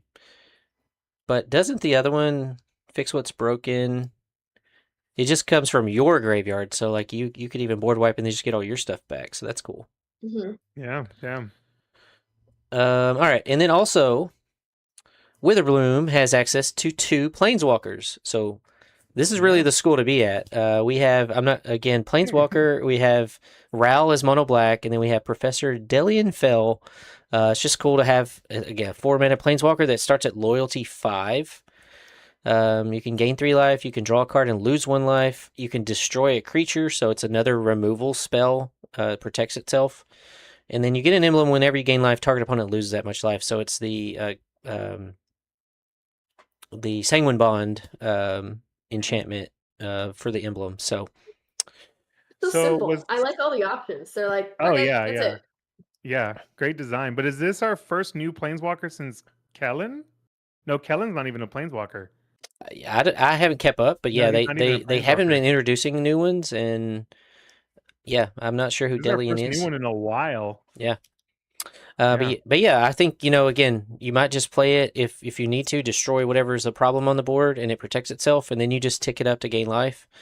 If you don't need it to destroy a creature, just draw a card and lose a life. It's pretty cool. Let's talk about a little bit of evasive. I see myself using 0 and 3 a lot. Yeah. Some evasion, Pest Mescot. So Texas talked about the common that got +1/+1 when a card leaves. Witherbloom has Pest Mascot, a 2/3 with Trample. Whenever you gain life, put a +1/+1 counter on this creature. That's each instance. So, each one would. It doesn't count how much life you gain, but if you had an instance of gaining life. I'm not sure if I have a card in here that talks about like making the pest tokens. In the first Strixhaven, when the pest token died, you gained a life. In this, it's whenever they attack. So if you have 3 pest tokens, those will be 3 separate instances of life gain. And this would trigger 3 times. And now you have a 5/6 trampler that you paid 3 mana for. At common. Hell yeah, Aaron. So I just think that's really good. Old Growth Educator, we talked about like casting stuff on your second main phase. So again, if you've gained life in the first main phase through attacks or whatever, this will enter as a 6/6 if Vigilance Reach for 4 mana if you gain life this turn. Just, doing Witherbloom things. I started to say Golgari, but doing Witherbloom things. Here's another payoff for gaining life. There's actually 2 instants in green that have infusion. When you cast a spell, copy it. This one copies if you gain life this turn. You may choose new targets for the copy. So again, you attack with one of those little pest tokens, gain 1 life, and then they go to blocks, and then you pay 2 mana and you give 2 different creatures +2/+4. Most likely your creature's going to win in combat and you're just going to blow them out. Or win the game because you're pushing 4 more damage through. That art is so beautiful. I know. This one right here, this Leech Collector, or Luminous Favor. Definitely Leech Collector. Yeah, Luminous Favor, yeah. That's actually fun art too. That is, yeah. look at it. This is Leech Collector's kind of like photorealistic in a way. It's really cool. So a simple 2/2 for 2. When you gain life for the first time each turn, this creature becomes prepared. 1 black mana, sorcery speed. Each opponent loses 2 life. So kind of like the jump creature, you can trigger you can prepare this every turn, and then your next turn, because it's sorcery speed, or actually you can prepare it on your turn. Yeah. So this actually makes me think this is not about this card, but going back to the one that attacks. Just to be clear, when you have double strike, that's not 2 attacks. That's just double damage. Right. It's one Okay. attack. So this you can actually trigger multiple times on your turn if you have multiple ways to gain life. So you gain life. Even though it says for the first time each turn. Oh, it does. Sorry. But you could do it on your opponent's turn. Yeah, so like crazy. So like you could play it, prepare it on your turn, use it, and then if you have a way to gain life on your opponent's turn, it becomes prepared again. So yeah, you could potentially do 4 damage. And I think you could prepare it on their turn, use it first thing on your turn, then attack. It gets re-prepared, so you could cast Bloodletting twice on your turn. Oh yeah, because you haven't you're right. Yeah, it's just it's a low cost for a I think again there's going to come games where it's like, oh, you're at 10, well, let me drain you for 2, let me gain life, let me drain you for 2 more, and then it's like really adding up. So I like this. And then I'm going to come back to this little guy, but go back up here to Arnon, Deathbloom Botanist. 2/2, Death Touch for 3. Whenever a creature you control with power or toughness 1 or less dies, target opponent loses 2 life and you gain 2 life. Power toughness 1 or less, so all those pests, those 1/1 pests or inklings or whatever. And this does not say once a turn. This is, I think, a premier aristocrats type creature. Yeah. That's you're gonna see in Commander. You're gonna see in other formats. Yeah. I think this also bridges. Oh, you go ahead first. I was just gonna say, I think this does become like an aristocrat, like auto include. And it builds a bridge between the pests from School of Mages and the pests from Secrets, which are different, but this would work with both of them. Yeah. Again, I haven't looked into it, but I mean, let's say you make 5 of those pests. The cool thing about, I think, having this type of ability is you can attack with impunity, right? Like you see their life total going down and down, and you're like, oh, I'm going to swing 5. What are you going to do? You're going to block them, or are you going to take 5? Because if you block them, then each of them are going to trigger lose 2 life, and I gain 2 life. Yeah, I love putting my opponent in those scenarios. It's like, you're just damned if you do, damned if you don't. Hmm. At some point, you got to kill the pests off, but you hope you draw your removal to get rid of this first. And then last is Bogwater Lumeret. Again, a little common dude. When this creature or another creature you control enters, you gain 1 life. So it's a way to reset the bloodletting, re-prepare it. Just a little 2/2 guy. All right, so that's why Witherbloom's better than all of your other colleges. Suck it. Wow, wow. Well, we have 2 more to compete with. Yeah, well, we know that Kelsey has a time restraint. She's got to be on somewhere else. So we're going to kind of reverse the order here and go to Silver Quill next. Thank you. So Yeah. Silver Quill has an ability word called repartee. My only issue with this is that they don't have the accent aigu that would make this French, and I believe it is a French word. But that's not really. I'm not too miffed about that. So it's an ability word that cares about casting instants and sorceries that target creatures, and they give you a lot of ways to do that. So first up, let's look at Silverquill the Disputant, which is the founder of this college, Elder Dragon, 4/4, appropriately for 4 mana with flying and vigilance, and each instant and sorcery spell you cast has casualty 1. And I said to myself, what the heck is casualty? I didn't know until I looked at this card. You may sacrifice a creature with power 1 or greater as you cast the spell. When you do, copy the spell and you may choose new targets for the copy, which is great when you're trying to cast things that target creatures. So I think this just kind of sets us up pretty well for the set. We can take a look at Abigail, Poet Laureate, next. Abigail was introduced in Lore and Eclipsed with the other students. She is a bird bard who's a 2/3 for 1, a white, and a black. Flying, whenever you cast a creature spell, Abigail becomes prepared. Pretty cool. And the prepared spell is Heroic Stanza for 1 and a hybrid black or white to put a +1/+1 counter on target creature. Now, it is a sorcery, but again, something that you can just continually cast to get the value off the board. Yeah, like you were saying with Lorehold, you really want to have the board state like built up for you to synergize with, but once you're there, you could just keep on doing this because you'll be able to cast a creature spell pretty often, and then you can trigger all of your repartee stuff with the Heroic Stanza. I just think this is, if you get this, you should play it.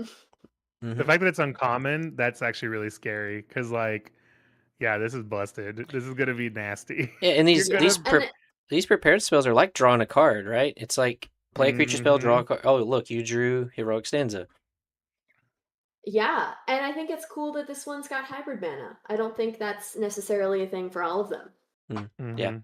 My next one is Informed Inkwright. This is a human wizard. It's a 2/2 for 1 and a white with vigilance, and it does have repartee. Whenever you cast an instant or sorcery spell that targets a creature, create a 1/1 white and black inkling creature token with flying. It's a way to widen your board that is going to keep doing that, but you also are going to be able to get this out pretty early on in the game if you manage to draw it. So this is something that I had put as my, oh no, this is not, what did I put this in? This is my evasion. My note here is that I didn't really see a lot of evasion in Lorehold, in Silverquill, especially not in the commons and uncommons. So making Flying Inklings is kind of the best that you're going to get. But there are some good spells in Lorehold that you might want to go look at to kind of bridge the gap when the Silverquill ones don't have really good evasion. I think it's interesting that they're 1/1s instead of 2/1s this time. Yeah, I think they changed all of the the little mascots, so that's kind of tough. But yeah, hey, we all learn. If you follow Cardboard Crack, the little comic strip one, they had one the other day where it's like, I'm so happy we're going back to Lorehold. I can use this and this and this, and it's like, no, like all of those are changed. All new tokens. Yeah. I mean, it's so I think from a lore perspective, you could say, because I think it's also interesting to point out with the dragons, how all the dragons are pretty obviously commander cards, but it's also interesting to think about how like they all have an ability that no one else from their school does. So it's like, is this supposed to be like the apex of education? Like you still have so much more to learn, Mm-hmm. kind of a thing. Mhm. And then also with the tokens being changed, I mean, with every school, every 4 years, you get new people coming in. Every year, you get new people in. It's kind of interesting to think like these people are learning these things, but they're reinterpreting them in different ways. Yeah, and it's a little Right. weird since Witherbloom Black Green is typically the sacrifice, so the casualty, that these weren't switched. Like Silver Quill didn't get the affinity because white typically Mm-hmm. has affinity, and then the Witherbloom didn't get casualty, but whatever. Maybe It's all that's about just expanding your mind. That's maybe, why. maybe, yeah.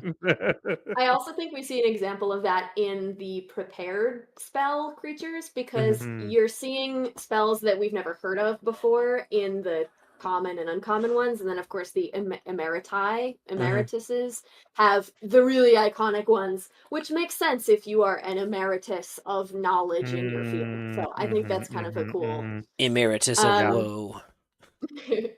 I've got Inkling Mascot up next. This is also sort of evasion. It's an Inkling cat. This is the mascot, the common for Silver Quill. It took me probably a full minute to understand where the cat is, but I see now that it is a lion and not a house cat, and it is roaring. It just took me a minute. I do like the art update for the Silver Quill ink stuff. I think that the scrolling like calligraphy is more aesthetically pleasing than the blobs of ink, so that's cool. I'm down with that. Yeah. Yeah.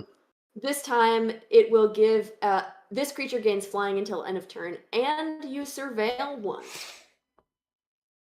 There's just not a lot of other flying things. But it's still pretty good. If you need to get a body out there, I think you'll be able to.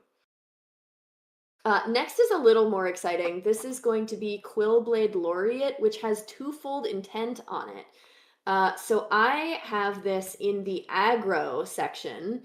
I think this is classically aggro and also works with the Silver Quill strategy. So it's got double strike just as is, and it enters prepared. It's a 1/1 that has twofold intent for 1 and a white. Sorcery that says target creature gets +1/+0 and gains double strike until end of turn. I think this would be good to play early, maybe keep around if possible, and then once you have something bigger that's going to be really valuable with double strike, give it to that. But I don't really know how long it might stay around since it's so small. With the Yeah, stat. yeah, that is kind of the thing. When you see a spell loaded, you're like, all right, that's going to hurt me, especially if they make this flyer. Right. I mean, even this Inkling mascot, becomes a 6 damage in the air if you cast twofold intent on it. Right. But it's worth. I was just about to say, what would you do with a 1/1 with double strike? Like, what does that do for you? But we got to keep in mind that this is the College of Casting instants and sorceries that target creatures. So you're probably buffing this. You're Yeah, probably going to make it a lot bigger, and then it'll be a little safer to use. and there is a ton of +1/+1 cards, which Texas covered that one earlier that gives +1/+1 double striker lifelink to your whole team with flashback. So a double striker is always kind of threatening, and then all of the +1/+1 counter synergies that Silver Quill has is going to make this a really good creature at uncommon. I mean, I think Abigail and Quillblade as laureates work fantastic together, honestly. Yeah. Absolutely. Yep.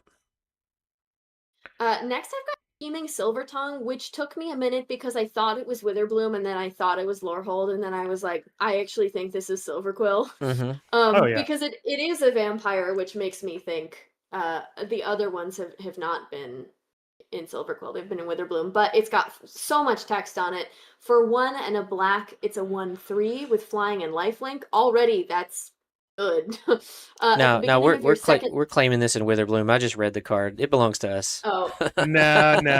This is definitely a Silverquill. No. There's a scroll in the image. Yeah, exactly. Custody battle. And that's what I thought, but it appeared, and at first I thought, like, okay, well, we're not gaining life that much in Silverquill. This is more of a Witherbloom thing, but it does have lifelink. Yeah, and it flies. Yeah.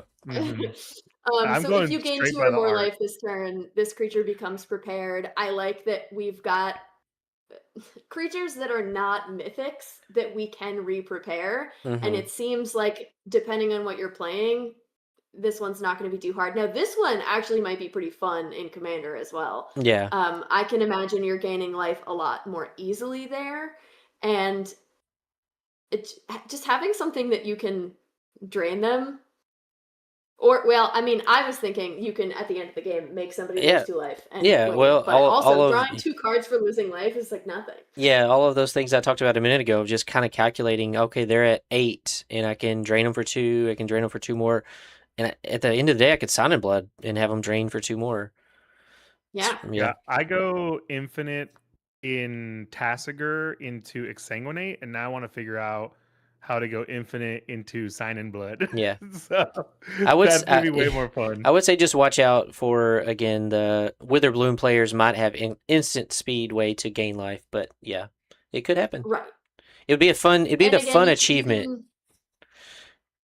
Totally. Unfortunately, you can only Sign in Blood as a sorcery, Mhm. but that's okay. I think it's still really cool. Well, like you said earlier, you can still prepare it on your opponent's turn as well.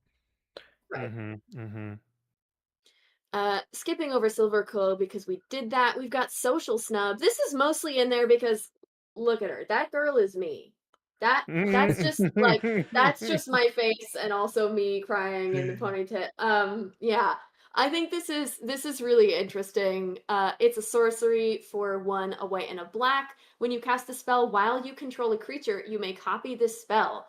Seems pretty easy to be able to do. Each player sacrifices a creature of their choice. Each opponent loses 1 life, and you gain 1 life. Silverquill, you're probably going to have a little inkling, so you can probably sacrifice something that doesn't matter too much to you. Mhm. Whereas some of the, I guess, Lorehold also has a bunch of tokens, but the others don't focus as much on that, it seems. And Yeah. it's just kind of another little way to drain. It's each opponent. We're getting a lot of each opponent here instead of target opponent, which is, I think, pretty fun. Yeah, I like that you can copy it. I feel like, sorry, this seat's taken. It is pretty flavorful that, you know, something mean happens, and if there's somebody around, it just makes it worse. It's like when Yeah. you're upset, someone says, "Are you okay?" and you just start crying. No, I think this is genius. I also feel like this is in the tradition of another fucked up black-white card from the first set. I think it was like Mind Fracture or something. That was like, it basically was the implication that somebody was bullied so hard it made them go crazy. Oh, And I actually think this is a Quandrix student. Now that I'm looking at it, it looks like the Silverquill students have bullied the Quandrix student out of their Probably. table. Get outta here. It's just like, get out of here well, with your makes Simic sense. bullshit. Yeah. So fucked up. But I just think that's like so funny.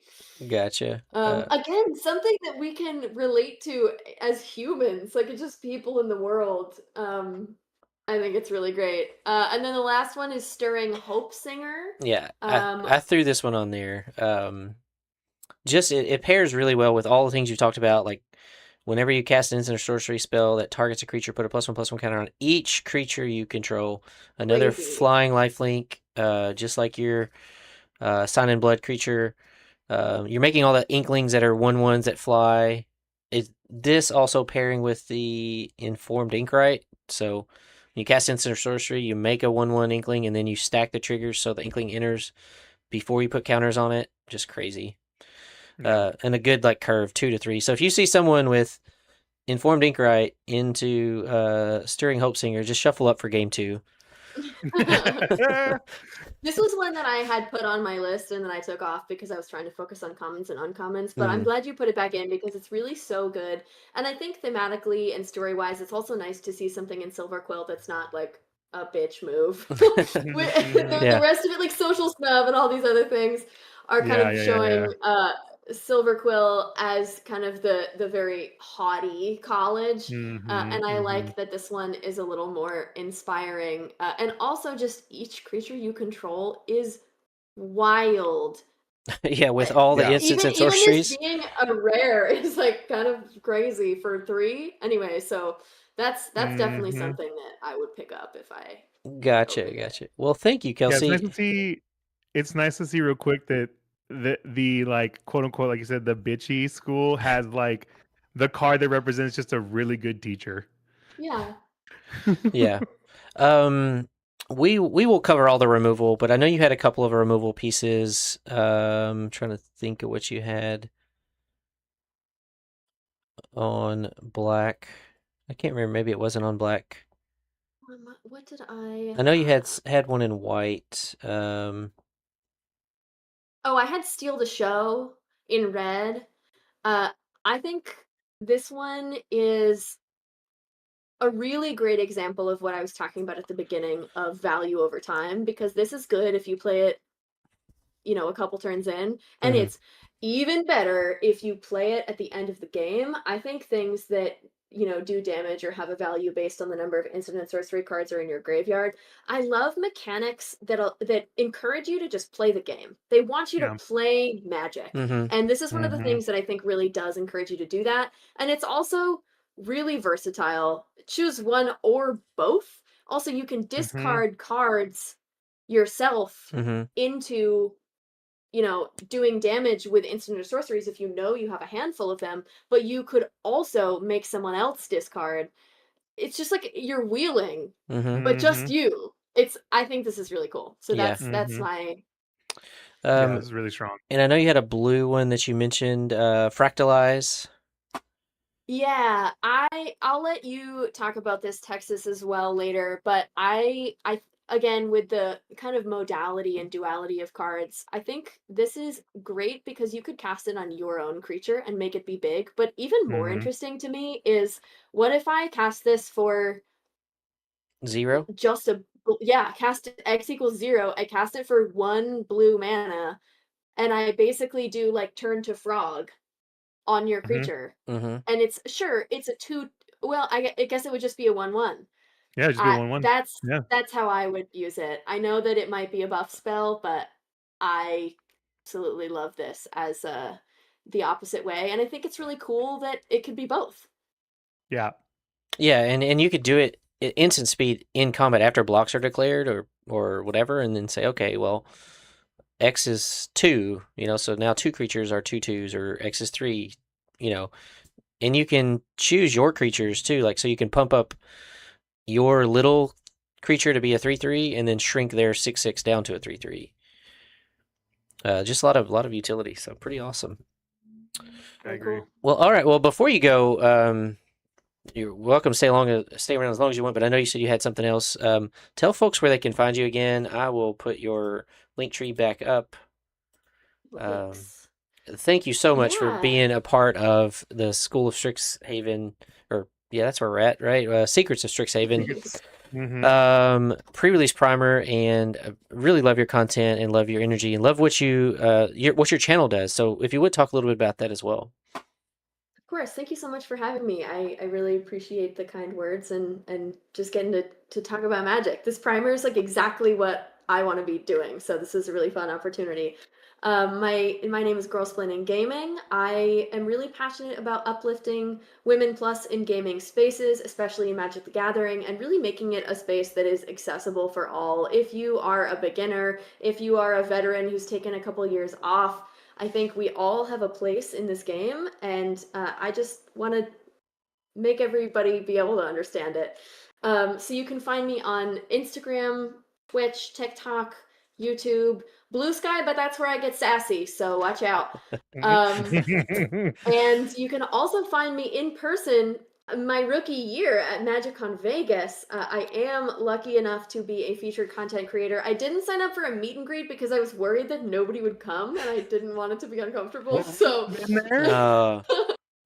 but I will be doing a bunch of events, but I am really excited to meet people. So if you want to meet me, please feel free to DM me or like Well, whatever. I also can't wait.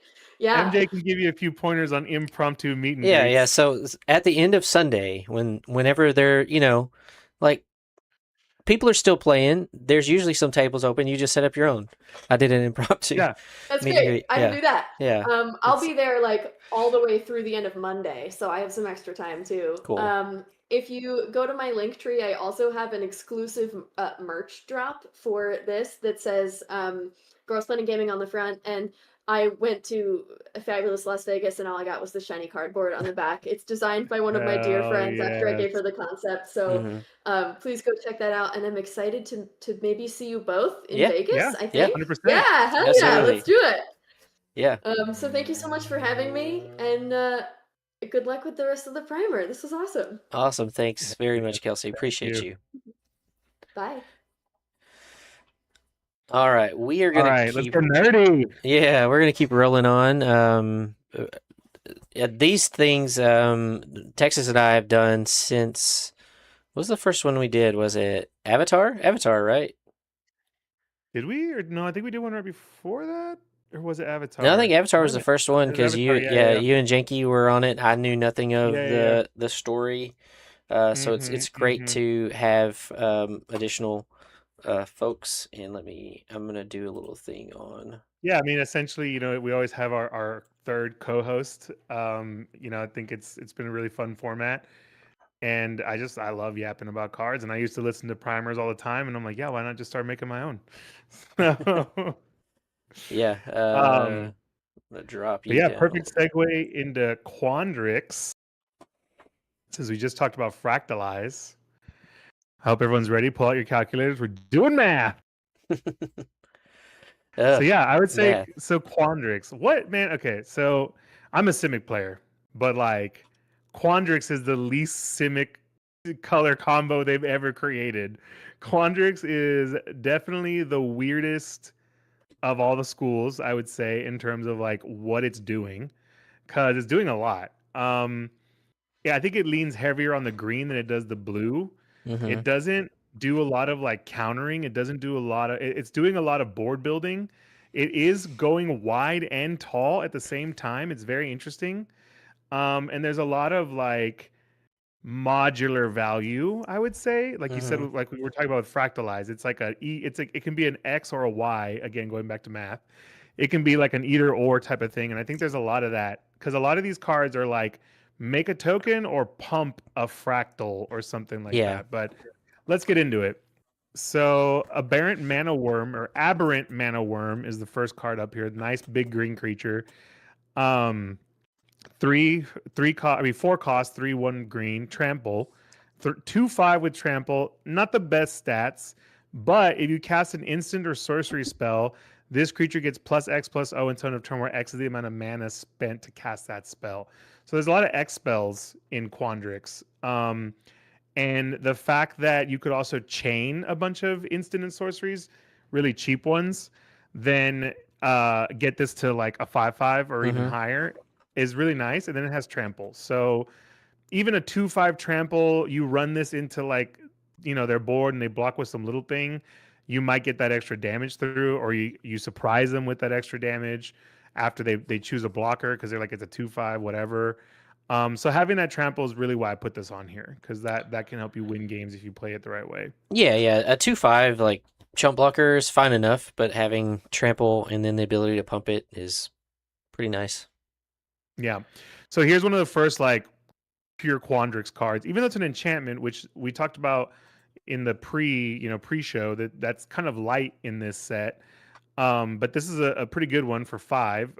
When this enchantment enters, create a 0/0 green and blue fractal creature token. Interestingly enough, that's the one token that didn't change. It's always been a 0/0. It's Yeah. still a 0/0. Quandrix is like, math is math. There's no Yeah. redefining math. And so you make the token, and then you put 3 +1/+1 counters on it. Then the beginning of combat on your turn, put a +1/+1 counter on target creature you control. It gains vigilance until end of turn. So again, this is a make a token and then later on keep pumping things. So Mm-hmm. it's a little expensive, but I love that it's a good static effect. That's just every turn my stuff's getting bigger, and it's gonna have vigilance, which is also a problem as it's getting even bigger. Yeah. With the power creep in Magic, I'm surprised it wasn't 4 mana to make, basically Yeah. you make a 4/4 Or like for 4, but or 4 colorless, 1 green. Yeah, I think yeah. this is a very like pretty standard Magic card, actually. But they knew what they're doing. It was probably a little too pushed at 4 mana. Mm-hmm. Ambitious Augmenter is the next one. This is a rare. The Additive Evolution was uncommon, and so was the first card. But this is our first rare. It's a 1-drop 1/1, which I think is always very interesting in the rare Mm-hmm. slot. Ambitious Augmenter, a turtle wizard, really fun Yeah, art. this is a leftover Uh, TMNT card. yeah, right. This will go great with the other random ass wizard card that's also in TMNT. But so this has our first instance of the new mechanic called increment. I don't know if anyone remembers evolve, which is like the Simic, original Simic keyword. This is very similar to that. Whenever you cast a spell, if the amount of mana you spent is greater than the creature's power or toughness, put a +1/+1 counter on this creature. So it's a 1/1. So like every spell you cast after this essentially is going to make it bigger, which is really cool. When this creature dies, if it had one or more counters on it, create a 0/1 green-blue fractal, and then put this creature's counters on that token. So again, it's like this is getting buffed little by little. Then if it gets removed, which is probably going to be a removal sponge because it'll be a 4/4 or 5/5 pretty quickly, then it's just going to pop out another 4/4 or 5/5 and just replace itself. And then if you have token doubler going on, which I think there's might be one or two in this set, then you get two. So this becomes two creatures that are you double its power. So really, really cool card. Definitely want to be playing this if you get it. Another rare, Berta Wise Extrapolator. This is a frog druid 1/4. So for all the frog players, you get another one. There's a 4-drop, and it has again increment, so they'll get stronger every time. And this one's cool because when they do the 1/4, it'll keep getting stronger, but always have that nice toughness. And then once you pass like the threshold of the power, you could focus on the, you know what I mean? Like you can either focus on the toughness or the power side of it. And then whenever one or more counters are put onto Berta, add 1 mana of any color. That one I don't think is going to be as relevant. You're not going to be using that as much because it's a little too clunky, but it will come into play every once in a while. But the other really cool part about this card is it has X tap, create a fractal that has X +1/+1 counters on it. So in limited, you always want mana sinks. Like mana sinks, especially one like this that creates very relevant bodies, is definitely going to be putting a lot of pressure on your opponent. If you can figure out a way to give those bodies evasion at all, then it's just going to be a nightmare for them. Because even if they block your 5/5 on turn 5 or turn 6, you're making another one, maybe even 1 mana bigger next turn. So it just gets worse and worse for your opponent as the game goes on. Cuboid Colony is next. This is Flash. We haven't seen a lot of Flash, but I'm glad that there is some of it in here.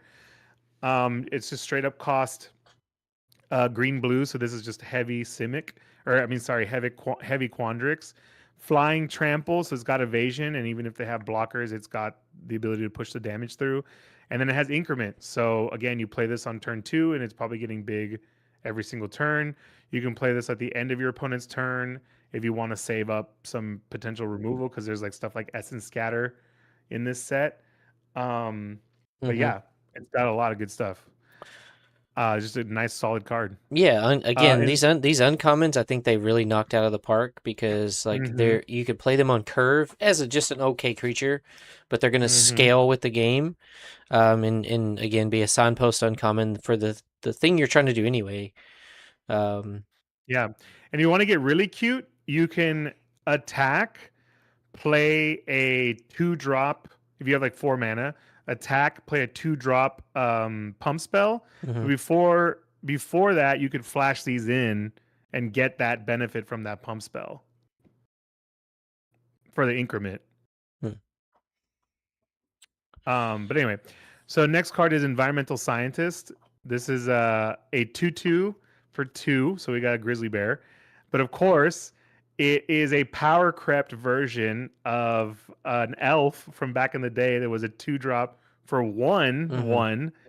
And this time, and it says, when this creature enters, you may search your library for a basic land card, reveal it, put it in your hand, then shuffle. Decent. Decent color fixing, not a lot in this set. But I think it's just funny how they power crept the elf from before. Yeah. They got you. Sylvan and also, Wayfinder or something. Yeah, Sylvan Wayfinder, yes. And then this is a creature version of Environmental Science, as Kelsey pointed out in the pre-show. Yeah. So just a nice callback to the other set. Yeah, and I do think because we have the overlap, let's just look at like Quandrix and Witherbloom or Quandrix and Prismari. Well, I guess this would only fit in Witherbloom, but Would be Witherbloomer, yeah. yeah, but so like Witherbloom wants this because Witherbloom can now play Splash Blue for Quandrix cards or Splash White for Silver Quill cards, because you're going to go get basics. So, Yeah. This could enable also your rainbow and strategies. I like the fact that it puts it in your hand instead of on top of your library, where you're just gonna. Yeah, definitely. Next card, our first blue card, Fractal Anomaly. 1 blue instant. Make a fractal. Put X +1/+1 counter on where X is the number of cards you've drawn this turn. So you can, you're gonna have to fix this up a little bit. But even if you just play this as a 1-for-1, you can use this defensively. You can use this to trigger other stuff. Yeah, just a good solid card. I do wish it was a common, so you could get a few more of them because it's uncommon. But you're probably gonna get like 2, maybe even 3. Yeah, and it actually, not to take away from Quandrix, but it probably goes really hard in Prismari, where you're just like, oh yeah, like draw 3, discard 2, draw 2, discard 1, and then this could be your opt, essentially. Yeah. Yeah. And a little bit better because it makes bodies to block with. Yeah. And then we got Fractal Mascot, a fractal elk. It's really difficult to take care of non-corporeal creatures, I'll tell you that. So this is a 6-drop 6/6 with trample. So again, pretty standard for green and even a Simic card. But it does have, when this creature enters, tap target creature and opponent controls and put a stun counter. Stun counters in limited are incredibly annoying. And when you put a stun counter attached to a big body like this, so you're going to stun down the blocker that's going to stop the trample damage, and then you're going to hit them in the face with the trample damage. So it's a nice card. It's a good, and it's common. So, and just looking back at all the mascots, like the Lorehold mascot was 2 mana for a 2/2. The Witherbloom was 3 mana for a 2/3. Now you get a 6/6 for 6 with trample. That's, I mean, it's just doing Quandrix things. I mean, we all play Dreadmaw. We all loved Colossal Dreadmaw. Now your Colossal Dreadmaw can stun something. So the only downside is they did not give this flash. Like, remember the flash moose that was in... was it in Atla? Yeah. Atla had the... Yeah, flash and then stun. Yeah, flash would be really... No, I think it was... But it is a common. It might have been in Lorwyn. I don't know. But it is a common, so it's good. Yeah, it's a common. But this is your good top end too in this color combo, because you've been building up the board with all your fractals. Play this, get rid of that blocker, and then you're hitting with all your fractals and stuff. Yeah. Again, speaking of fractals, we have Fractal Tender, 3/3 for 5, Elf Wizard with Ward 2, so nice little ward protection on there. Increments is going to keep getting bigger, and then at the beginning of each end step, if you put a counter on this creature this turn, make a fractal and put 3 counters on it. So make a 3/3. It's basically replicating itself. Yeah. Whenever you play a spell that has greater mana cost than its toughness. Yeah, well, it's specifically if you put a +1/+1 counter. So true. If you have a way to do that in other cards, which mostly are white, so I don't know, kind of. There's a couple off things in green here and there, but yeah, anytime you can get a counter on it somehow, it's making a fractal. I think this will show up in Commander too, for sure. Yeah. Next we have Hungry Graphalon. It's a giraffe. We have all sorts of creatures in lore. Camels, giraffes, yeah, all sorts of crazy critters. But this is a 4-drop, 3/4, so decent stats. Has reach. So I noticed not a lot of like I personally am always weak to flyers if I don't play flyers, and there's not a lot of like ways to block the flyers if you're not playing flyers. So reach, super nice. I mean, like there's only a few creatures that have reach in this color or in this set. And then it has increments, so it's just going to keep getting bigger and bigger. Just a nice simple common. Yep. You like to play in green. All right, here we are, folks. Math Magics. Explain this card, Texas. Okay. Take it away. This was all you. Right. Okay. I mean, I was decent in math, but I fucking hated it. So let's be real.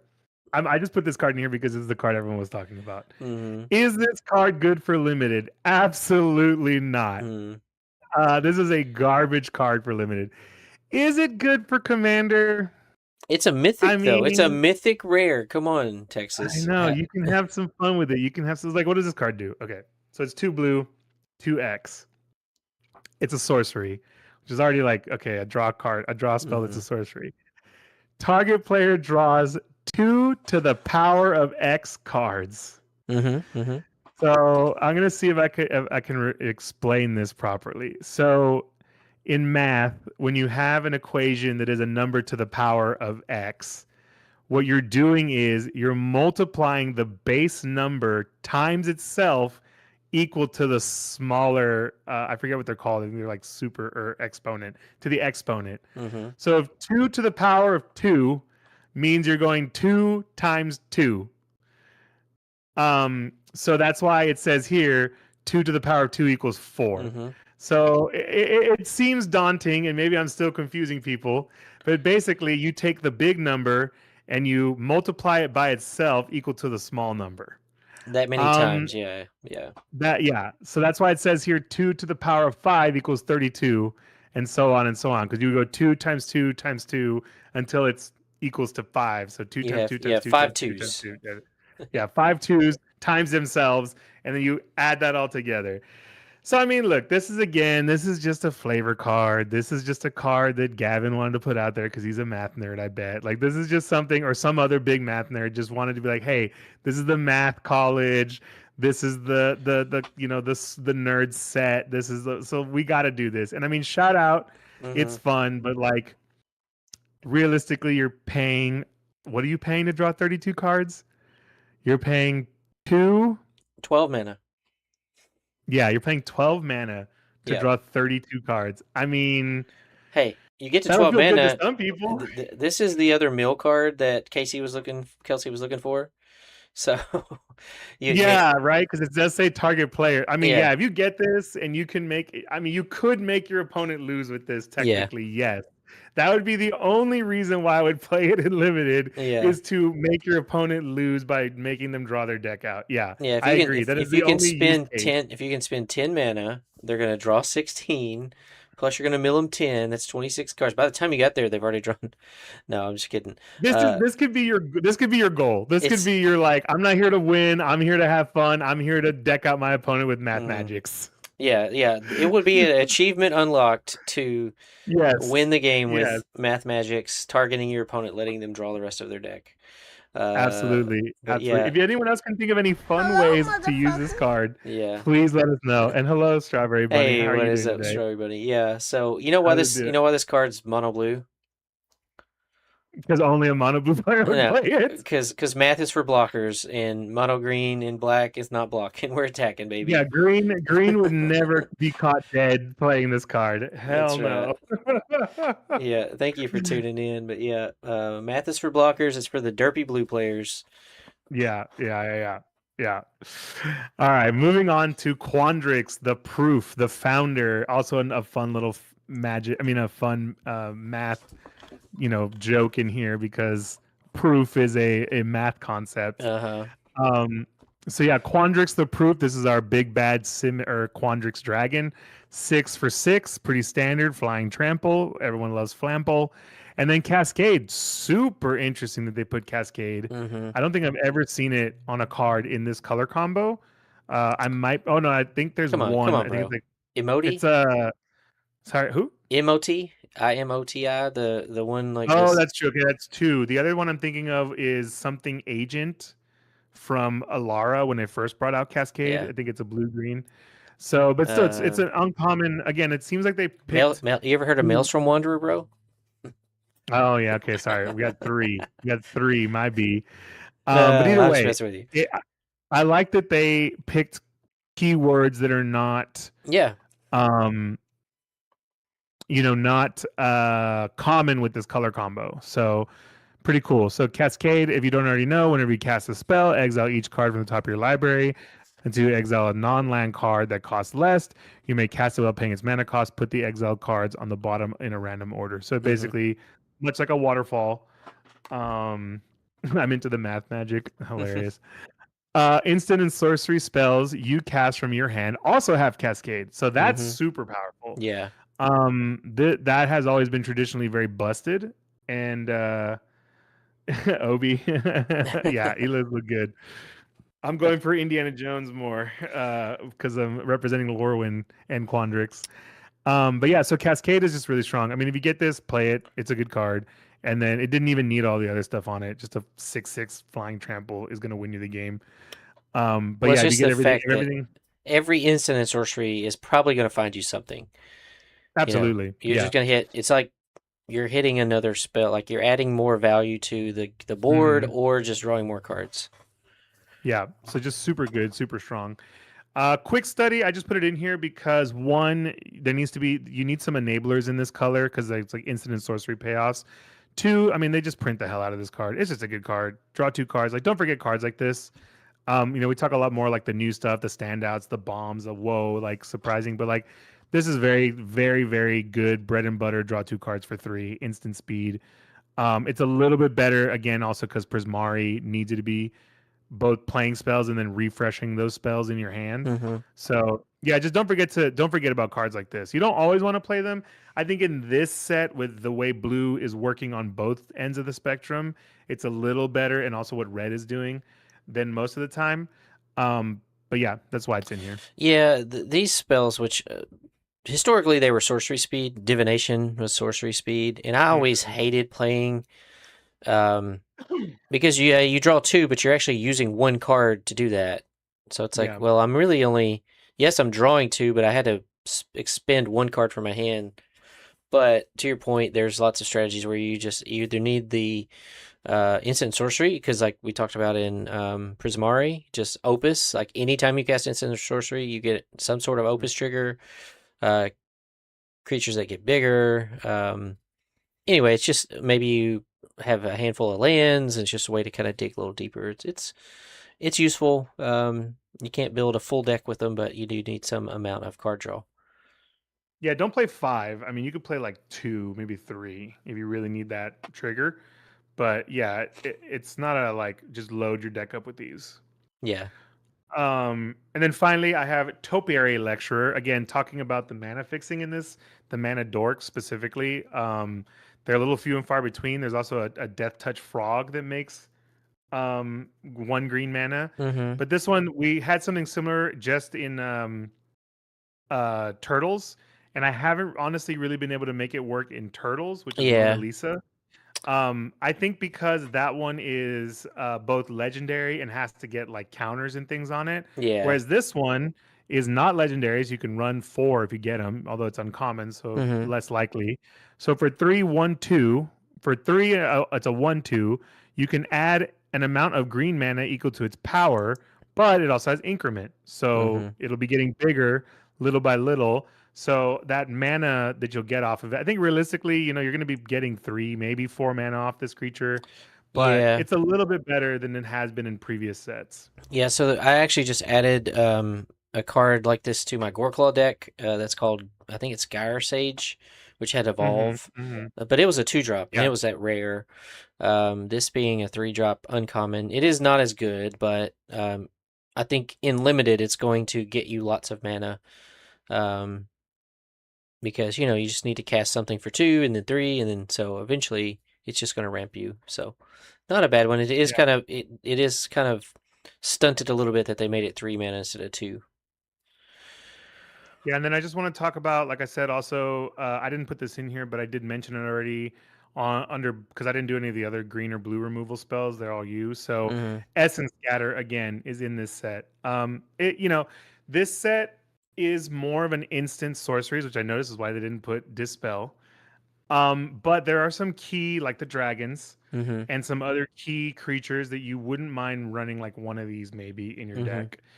Definitely want to put it in your sideboard because if you see somebody with Mm-hmm. again some big ass creature that you just can't get around because the removal is pretty premium if you're not in black, then you're gonna want to run Essence Scatter in this set for sure. Yeah, check out that art. I just updated it to the Secrets of Strixhaven. But yeah, it's basically blue's removal spell, premier removal spell for creatures.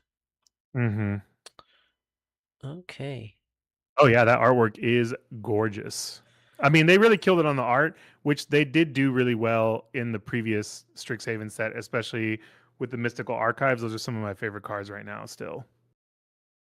Gotcha, gotcha. Okay, well, so that is all of the colleges. Again, thanks to Kelsey for covering Prismari and Silver Quill, and thanks to Texas for covering Lorehold and Quandrix, and I covered Witherbloom, the best college of all. We still have the removal spells in the monocolor so they can kind of fit in where whatever colors you're playing. We'll talk about those. I did want to talk really quickly about Converge because we have 10 cards that are some are have a color identity, some are colorless, but let's see, let's find a colorless one. Together is one. 6 mana sorcery. Target player draws X cards. Together is one deals X damage to any target. You gain X life, where X is the number of colors of mana spent to cast this spell. So, all of the Converge cards care about what colors you use. Primarily, you're going to be playing 2-color because of the seeded packs. But again, if you splash a 3rd or 4th color, then you might get some additional benefit. But then again, these cards may be better for like Commander, like if you're playing a 5-color Commander deck. So I'm not gonna we're not gonna spend a lot of time, but if they're in your colors, like this one, target player discards, but it's 5 mana, so like when is this valuable enough to play? You're not gonna play it in a 2-color deck because you don't want to pay 5 mana to make someone discard 2 cards. The red spell deals X damage, kind of the same concept. If you're going to pay 5 mana, typically you want 4 or 5 damage. Now, this one you do get to exile cards from the top of your library equals the excess damage, but that also kind of limits you because you have to put in 4 or 5 colors. And while they did print the dual lands that we talked about earlier, I just don't understand why they put these Converge cards in. Because if you're splashing a 3rd color, you're only getting 3 damage. Again, I think it's similar to like why they put Earthen Ally in the Avatar set. It's just like, hey, if this is what you end up having to draft, or this is what your pool happens to have, like I almost feel like they've been putting in a rainbow option, almost like a failsafe. Yeah. Or as like a challenge to deck builders. Now, yeah, again, these sorceries is just not that good. They do have some creatures that are, I think, valuable for what they are. Like we have Magma Blood Archaic here. It could just be 3 red pips for a 2/2 with Trample and Reach. But you don't really want to do that. You want to play it with another color. So in this case, you'd have to pay like 2 for like 2 blue and 2 red. But again, you may find yourself like needing cards and you might throw one of these in there. I don't think they're particularly good in limited. So I would hesitate. I would hesitate. Yeah, I would hesitate. Now we do have this mythic, the Dawning Archaic. It costs 1 less for each instant sorcery card in your graveyard. If you're playing a lot of instant sorceries, maybe this is reduced. It's this also seems to be like the big bad of the set, so there is that. But yeah, that's probably the only one I would be excited to play because you could probably get this down to like a 5-drop pretty easily, especially if you're playing Prismari or Quandrix. Yeah, but the green Archaic, the Wild Growth Archaic, it's 2 for something with Trample and Reach. So at the very least, if it's green, it's a 2/2 with Trample and Reach. But if it's green, so at 3, it's a 3/3. Or at 4 mana, you could potentially spin 4 different colors. I don't know. They're just, like I said, the big bad one, Dawning Archaic's probably the only one that's worth really trying to force. Yeah, I think ultimately these are just, I don't want to call them filler, but it just feels like they're your duds. Remember the D, the bread? These are your D right here. These are probably, honestly. You're not, and it sucks because a couple of them are in the rare slot and of course the mythic slot. The mythic one is the one you'd want to get, but Yeah. The wild growth is in the rare. A lot of them are uncommon, so you won't see that many. You'll see Raucous Arceus the most. I mean, I'd love to be wrong about this. I have been like, there have been times when people like figure these out, in drafts and stuff, but Yeah. The they don't. Rancorous Archaic 5 mana. Like if you're playing 2 colors, it's 5 mana for a 4/4 Trample Reach. That's okay. If you're playing 3 Yeah, colors, it's 5 mana for a 5/5. It's okay. It's just not, not. It's the D. It's the filler. yeah. I think it's more viable if you're drafting, not if you're doing sealed. If you're doing sealed, it's going to be really hard Yeah. to pull this off. I did like how like Lorwyn kind of had the I don't remember the effect. What was it, prismatic or whatever? Mhm. That cared about how many colors you spent to play something. I Yeah. think they did a good job with that. I think these are kind of just the oddities. Like, why did they take up 10 slots for this junk? Mhm. This Mhm. And like you said, why do they make them rares when they're not that great? Um, Yeah. it's my only knock on kind of like any of the cards. And then we have a couple of untagged creatures. We talked about this one earlier. Kelsey wanted to put this one on here. Biblioplex Tomekeeper for 4 mana. When it enters, choose up to 1. Target creature becomes prepared, or target creature becomes unprepared. Oh yeah, yeah. The only thing we've seen in the set that unprepares like one of your opponent's creatures, and we didn't talk about this at the beginning, but what exactly is prepared? What happens? Well, the creature that has prepared, in this case, we'll say, we'll look at Emeritus of Woe, because it's sorcery, right? This creature enters prepared. Well, if they wait till they have 6 mana, they can go ahead and cast Demonic Tutor. Because once this resolves on the battlefield, your opponent doesn't have priority until you cast something. But once they cast Demonic Tutor, and they need to re-prepare this creature.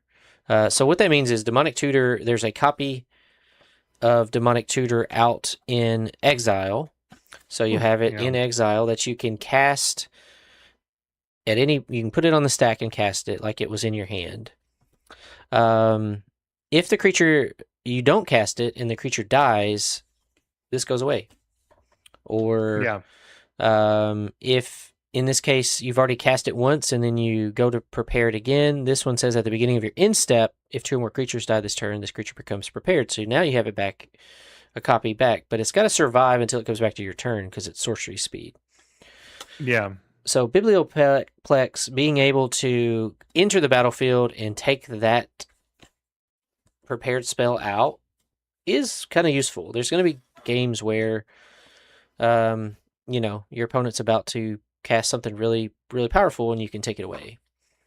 Unless it's an instant speed. Now, if it's instant speed, like Emeritus of Ideation and Ancestral Recall, if Biblioplex enters and targets it, they can just cast it in response, provided they have the mana. Right. So, just a quick, and it's a common, so, this might be just worth playing 1 or 2 to re-prepare some of your cards, or unprepare your opponent's cards. I do think that if you're playing against a new player or someone who's not that they haven't been playing Magic for very long, even if it's just like a year or so, be gentle with the prepare stuff because it's gonna trip. I mean, it's tripping me up thinking about it. I am concussed right now, but like it's gonna trip up new players pretty bad. So be willing to let people, especially because it's a pre-release, be willing to let people like take stuff back or really like walk things through with them on if they don't know what the hell's going on. Yeah, and you're gonna have to really watch out what sorcery speed. Most of the prepared spells I think are sorcery speed, but there's a few that are instants. Yeah, like the Abigail one makes an instant. Oh no, that's sorcery. Never mind. Yeah, most of them are sorceries, but the really good ones maybe. So that's that, and then of course the Emeritus we've already looked at, and then Slumbering Trudge, a 6/6 for 1 mana. Yeah, well, this was interesting. Yeah, so it has X and then a green. Technically, this is a Quandrix card, but it could. I mean, anybody could splash this even. Yeah, because Quandrix is all about the X spells, but this creature enters with a number of stun counters equal to 3 minus X. So yeah, Quandrix card, because you have to do math. Right. If it entered with a stun counter on it, tap it. But again, if if you go first and this is in your opening hand, do you just go ahead Yeah, and drop it turn 1, or are you yeah. worried it's going to eat removal and maybe you just wait till you have Even 4 if it mana? eats removal, that's fine. Like that, Or do you wait till there's turn 4 so where I think I go ahead and play it on turn 1. same. I would play it on turn one because there's so little downside. Um, and it's again, it's one of those cards that just rewards you for playing the game. Yeah. Well, Play this on there's turn almost like one. no. I mean, I guess it can't block, right? So it can't block until turn 4. Um, but I don't know. I think I go ahead and drop this. I But think I play it, and I think it's also worth because it only cost one. I think it's worth forcing into every deck if you get it. yeah, yeah. Anyway, that just wanted to highlight those. And then we had one Yeah. land, which we talked about. There's dual lands in common and rare, but this land can let you have a creature become prepared Mm-hmm. for basically 4. It's going to tap itself, so it's going to take away the mana you would have for it. But late game, just re-prepare a spell, use it, or use a spell, Mm-hmm. re-prepare it, use it again. Yep. I think in draft, picking up 1 or 2 of these is going to be pretty good. Yeah, I agree. All right, let's go to Uh, removal. Rule. Is there a color you want to start with? Maybe since you did Lorehold, we can look at white. Yeah, so the one I put in here, and then you can talk about the rest, although I do like a road. But anyway, the one I put in here is stand up for yourself. Instant, always want that in white. Destroy target creature with power 3 or greater. That's going to be so relevant, especially with all the increment, the Mm-hmm. people dropping 1-drop 6/6s, things like that. And then also, big flavor win. Love this. Just love the story behind it. Love the like love what it represents. Mm-hmm. Again, love that it's kind of bringing in that relatable thing that a lot of people experience in schools. I know that Strixhaven is definitely supposed to be a college, but they definitely pull from like high school and middle school as well. It's Mm-hmm. just kind of the general social, experiences of schooling in period. But yeah, and I won't be writing any more essays for you either. I think it's just really great flavor Yeah. text. Yeah. Yeah, just a good uncommon. Sometimes we see this effect at common. I'm surprised they put it at uncommon since there's going to be a lot of targets for it. Well, typically in white, it's destroy target creature power 4 or greater, and this one being True. downshifted to 3 or greater hits a lot more targets. Mm-hmm, mm-hmm. Um, But yeah, this is like your protection against all the dragons. Yeah, a lot of big stuff you're going to want to use this against. yeah. So a And I couple. love I love cards like this when you bait them into an attack and Mm-hmm. then like you swing out, you leave yourself quote unquote open, Yeah. and then they come at you and then boom, they get Yeah, screwed so we've over. had this multiple times. Like in TMNT, we had it. It was grounded for life, same card Mm-hmm. basically. Um, but really, just 5 mana destroy target creature in limited sometimes is good enough. Because your opponent has something that's going to win them a game, and then yes, you could cast this for 2, but maybe they have a creature with vigilance, and so But 5 this is mana. always are you Yeah, talking about grounded for life? Johnny's response is same. If it targets a Oh, tapped we're talking about creature. Johnny. I was talking about stand up for yourself. Oh, Now you're talking about yeah, yeah, Johnny's response. yeah, yeah. Sorry. Yeah, this is the exact same card as grounded for life. Yeah, and I use grounded for life all the time when I'm Yeah, drafting now. yeah. But yeah, it is cool if you can wait till they attack and they do tap their creature, because then you're like 2 mana, kill that. Erode. Everyone's been talking about Erode as like the new premium white removal. It is cool. It is like a new Path to Exile. Path to Exile, but it also can hit a Planeswalker. They did put multiple Planeswalker relevant spells because we do have 2 Planeswalkers in the set. Yeah, I disagree with that. This is not Path to Exile. Nope. Indestructible is so prevalent in Commander. Mm-hmm. Yeah, it's good. It's efficient. We'll just put it that way. It's efficient, and it's Yeah. another. If you're building a deck with white, you probably want to put Path to Exile, Swords to Plowshares, and Erode in there. Mm-hmm, Just mm-hmm. because it's super efficient. You can like take your turn and just leave 1 mana open and kind of protect yourself, which is good. Yeah. And it gives them a basic land. Or worst case scenario, you can kill one of your creatures to ramp if you're you know, Yeah. if it's going to die anyway and you like need to ramp. Harsh Annotation. 2 mana, destroy a target creature. Its controller creates a 1/1 white and black Inkling creature token with flying. Yeah. Again, you can use this to kill yourself if you need a blocker for flying, but this is just super bread and butter stuff, right? I mean, Yeah, I would just not. I would save it for their threats. yeah. More often than not. Let's talk about it real quick. Like, when should you use your removal? Well, I don't like to use it early if we're just trading, right? Like, I don't want to Mm-hmm. use it to take out your, like, if you have a 2/3 and I have a 2/2, I'm just not attacking. I don't Mm-hmm. really want to kill your 2/3 just to put in 2 damage. Because later in the game, you're going to have something that I'm going to need to answer. And if I've wasted my removal spell on your 2/3 just because it's better than my 2/2, then that's not a good use of your removal.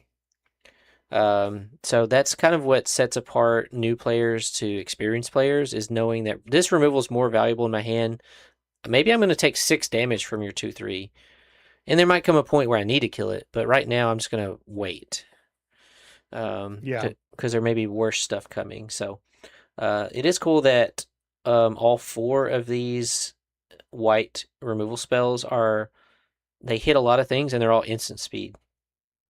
Mm-hmm. And then we have one thing that's not really a creature removal, but this is one of the few things that target an artifact or enchantment. Now, I didn't see a lot of artifacts or enchantments in this Mm. set. Um, There was that Quandrix one you definitely want to use this on, additive evolution. uh, da, da, da, da. That gives you a fractal and then keeps pumping. Yeah, this thing. So, Mm-hmm. these, and it's common, so you should see this quite a bit. It's got lifelink, so it's going to help with some of the Silver Quill stuff that cares about how much life you gained. Just a good little dude. But yeah, the 4 actual removal spells are all instant speed, and you have a 1 mana one, a 2 mana one, a 3 mana one, and then one that could be 2 or 5. Yeah, this is So, also a callback to the storyline from the first set, which is kind of cool. And I mean, honestly, I would play this in Silver Quill, especially just as a 2/2 with lifelink for 2. So having that little extra is always nice. And then it just, sometimes your opponent, I'm guilty of this. Like sometimes people just forget that it can do what it's doing and mm-hmm. then they play into it and then they screw themselves over. Yeah. Okay. Let's stick with kind of the theme here. Let's go to red. So basically, we're talking about lore hold. We just went through white. Kelsey talked about artistic process, or did she talk about this one? No, she said steal the show. Still, the show is Yeah, what. Yeah. the only thing I didn't mention is that yeah, Lorehold definitely could play this as well, just because you want to be filling up your graveyard, and then the payoff for filling up your graveyard Mm-hmm. with the at the end is super dope.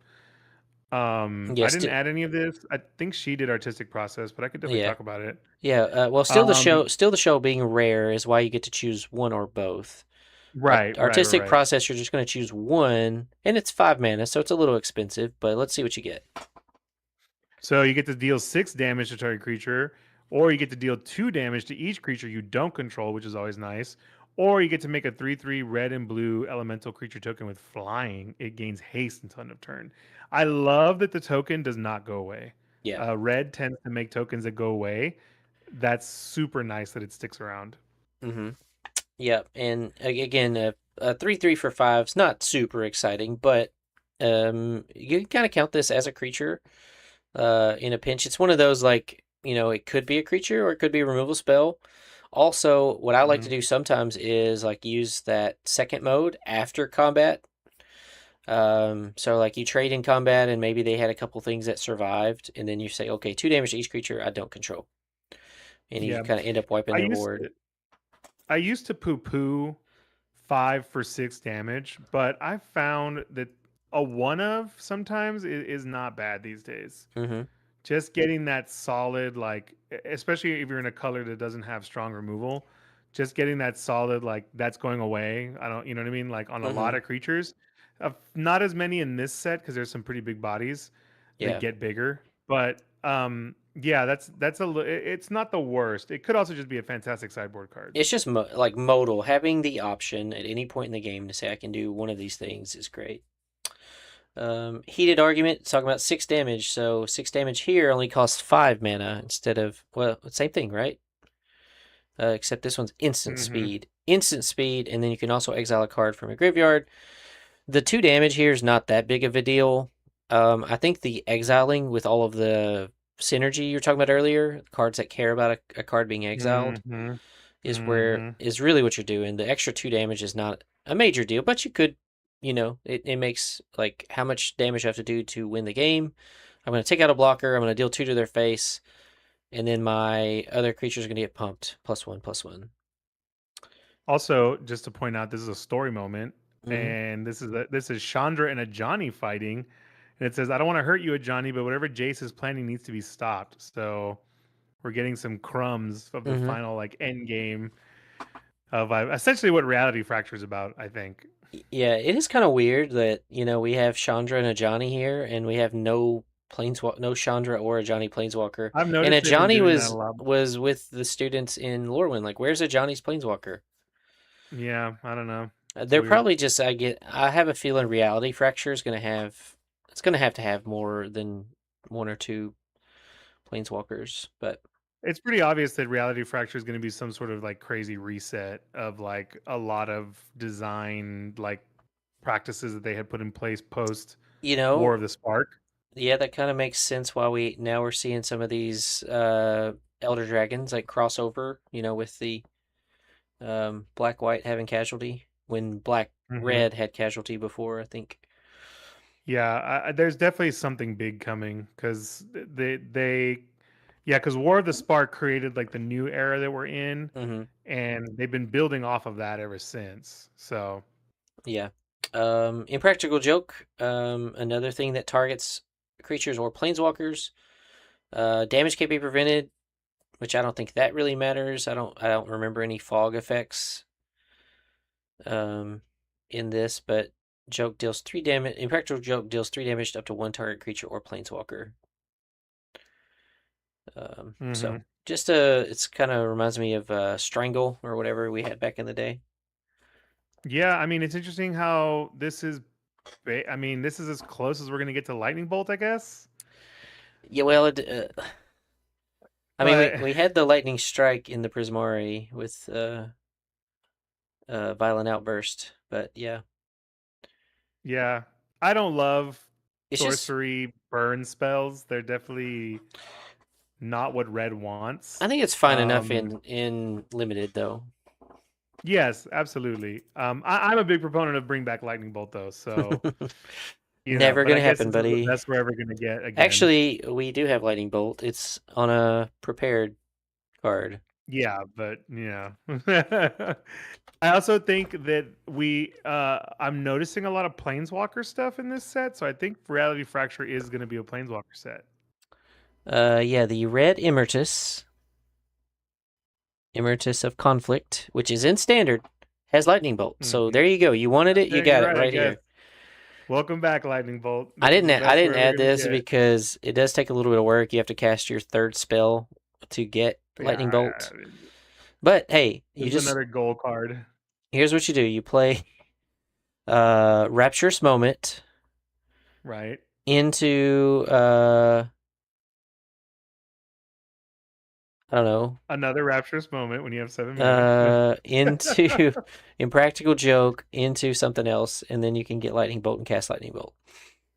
Hell yeah, dude. Feels so good. Emeritus Conflict, yeah. Anyway. Feels so good. So that's Tome, and then we have Tome Blast, which is 2 mana to deal 2 damage to any target, but it has flashback, so Lorehold card. It's going to trigger all of your when a card leaves the graveyard.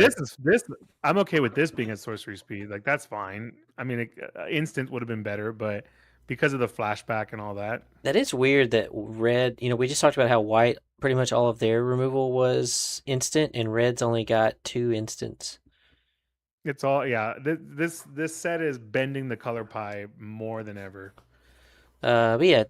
2 damage, not crazy, but flashback makes this, it's kind of like having an extra card in your hand.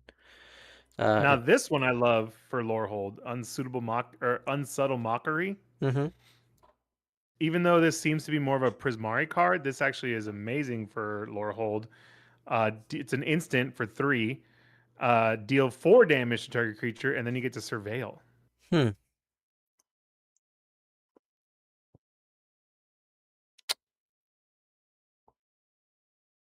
I'm just reading the flavor text. I'm trying to understand what's going on here. Yeah, some kind of painting. He said it was physically impossible to capture an exact likeness. The technique is usually work, but I got the expression right.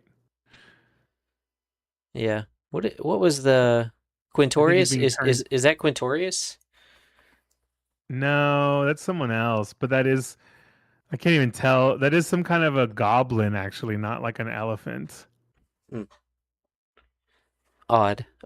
Okay, well, I believe that they're turning. It looks like they're turning the goblin into the painting.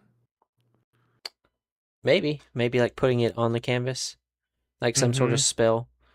Unstable, Yeah, unsubtle. Anyway, unsubtle mockery. Yeah, but yeah, weird. just to recap though, white really has 4 removal spells, and then the 1 creature that can get an artifact or enchantment. Red has 6 removal spells, But only uh, 2 instances. but only 2 of them are instant speed. So that is kind of a Mm-hmm. little strange. 4 damage at instant speed, or 6 damage for 5 mana. So a Mm-hmm. little weird. Let's see. Since we have talked about, let's go to blue. Blue's got some terrible removal. Shouldn't even play blue. I don't know why you're playing blue. Very. No, I'm just I kidding. mean, the day they start making like good blue removal, everyone's gonna be like, everyone's gonna throw a fit. I Well, so mean, what they didn't again. make, right? So pretty much every set they make an enchantment. They make one of 2 enchantments. Either enchantment that makes a creature Mm-hmm. lose all abilities and become a 1/1, or they make an enchantment that taps and basically doesn't untap. They don't have those here. No, yeah. We have counter spells. So we have Essence Scatter. We have Mm-hmm. Brush Off, which Mm-hmm. costs 1 and a blue less if it targets an inner sorcery. We Oh, so have, this is the dispel. Okay. and then we have Mana Sculpt, which is Mm-hmm. mana drain, but for 1 more mana. And you have to have a You have to wizard. have a wizard, yeah. So we have 3 counter spells. We have Fractalize, which we talked about, that can be used as a removal spell to shrink your opponent's creatures in combat. And then we have Procrastinate, which is your stun, pay X, pay a blue, put twice X stun counters on a creature. If X is 4, you're going to stun it for 8 turns. That's probably for the rest of the game. Yeah, I feel like procrastinate is going to just be one of those cards you pick up, like you try to run multiples of and use it more like 1 stun, 2 stun. Yeah. Like use it more as a cheaper card than like a big X spell. But it is nice that it can be a big X spell for your increment stuff. Yeah, like if they drop their Elder Dragon, Prismari or whatever, and you think I can't kill it right now, but I don't need a 7/7 attacking me, I'm gonna Mm-hmm. stun it for 6 turns, Mm-hmm. Mm-hmm. while I continue to play this game. So, but yeah, that's your options in blue. It's Yeah. basically It's also 3. nice with stun because it gets around any sort of recursion or like Mhm. bring stuff back from the graveyard, stuff like that. Yeah, so you have 3 counter spells, a stun, and something that potentially shrinks or pumps your guys, on your turn. So blue's got the worst removal. So really, like Prismari, that kind of hurts Prismari having such bad removal in blue and red. Yeah, But that I is mean, I true. say bad. Counter spells aren't bad. You just have to play and strategize differently. Um, They don't feel that good in limited. There's been a couple of sets where counters are strong, but like I think back in Innistrad, counters were strong, but most limited environments, especially because you got to think about this, right? Limited is meant to either keep old players interested by constantly refreshing the game or mhm. bring in new players. Either one of those groups don't like being countered. Yeah. So that's why Well, they tend to not make counters very strong. it just what I don't like about it is it's you hold up 3 mana, say for Mana Sculpt, um, and then your opponent doesn't play anything worth countering. Yeah, it happens all the time. You Yeah. have to have some sort of, what do I do with the mana now? Do I have an instant speed to draw? Well, thankfully we did have With quick study, quick yeah. study. So like you have to build your deck in a way that if you're going to play counter spells, you have something else to do with the mana if you don't Mm-hmm. need to counter. So it's like I feel fine if I didn't counter anything, but then I quick study Right. because I didn't Yeah. waste the turn. I didn't waste the mana. Um, Yeah. but there are games where you're holding a brush off, and the cool thing about brush off, it can hit instants or sorceries or creatures, but you get a discount on instants or sorceries, which you're going to see more Yeah. of. But anyway, it's just again, if you're going to play counters, make sure you have something to like use your mana. Otherwise, you're gonna not gonna cast a creature, so you can hold up a mana sculpt, and then you don't mana sculpt anything, and it kind of sucks. Right. Okay, we're gonna save the best for last, and so we're gonna go to green. Green was also kind of weak in removal, Yeah. which I was sad to see. We have only three. I can only find three removal type spells. We're gonna show the probably the worst downgrade of a spell, Glorious Decay. Destroy. Typically, you have like destroy target artifact and destroy target creature with flying. This only deals 4 damage to a creature with flying. Destroy target artifact or exile a card from a graveyard, draw a card. I don't like how you just can't kill a creature with flying outright, like Plummet does. Or Yeah. Sarkhan's Resolve, I think, did back in Tarkir Dragonstorm. Yeah. I think again, I said this in the pre-show, but they just didn't want to make it easy to kill the dragons. They didn't Yeah. want it to be like, oh, I play my big crazy leader of the college, and like, okay, well, 2 kill target creature with flying. Yeah, like they just Yeah. didn't want that. And then there's only 2 other removal spells. One is a punch. Mm-hmm. If you cast another instant or sorcery spell, this creature gets +1/+0, then it deals damage equal to its power.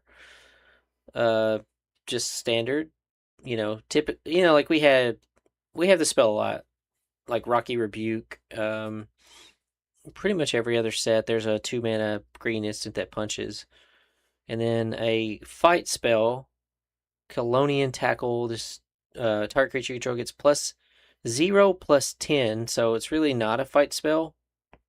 I just saw the +10. I didn't notice that earlier. Then it Yeah. fights up to 1 target creature an opponent controls, but it's sorcery speed, so it's really weird they did the +10. I don't know what that's all about. Well, this is supposed to be a turtle shell, so again, shout out Ninja Turtles. This made it over. Teenage Mutant Ninja Turtles invading Yeah, Strixhaven. Turtle in power. Strixhaven. Yeah, I guess it's just again. I think this is just a flavor choice. Maybe they did some testing where 8 wasn't enough to get through some of like the increment stuff. Yeah, If it was like it's 2 creatures, weird, like if it dealt damage to 2 creatures and it gave it that big +10, that'd be different. right? I guess it just is like this is gonna survive anything it fights, which a lot of your fights don't end up that way. Or I guess, hey, you can fight and still attack. Yeah, yeah. If it takes 6 damage, well, it's still got +4. Mm-hmm. I don't know. Great for the Obzon Big Butts Matters deck, though. Yeah. Yeah, just again a weird card for limited. This is a weird set. I've told you the first Strixhaven was weird. This is just as weird. Scourge to climb the tower, servants to cross the stadium, and turtles to win the game. Mm-hmm. Okay, I don't know how +0/+10 wins you the game in Magic, but thanks a lot. I mean, you Anyway, could fight if you have the power. You could fight a dragon basically with this, but the problem is it doesn't give you the power boost. right. If it was like, I don't know, man, like +10 any combination, sure. That'd probably be That'd be too. interesting. That'd be too busted though. You'd be like, all right, +9/+1 or +10/+0. Your creature would. Mm-hmm. Anyway, green disappointed. Very disappointed in green's removal. Probably the worst removal, to be honest. I said blue is the worst. I said blue is the worst, but I think green might be. It's definitely awkward. Yeah, like which again kind of hurts Quandrix, but I guess Quandrix has really nice creatures. So I guess as it just should. means, obviously we're pre-release is sealed, but if you're drafting this, you're probably gonna have to pick these Barrage Barrages as common really high. Unless you know your second color right away. And let's talk about the best color in removal. So white was really high up there. Black has 7 removal spells. And I counted this card, Dissection Practice, as removal.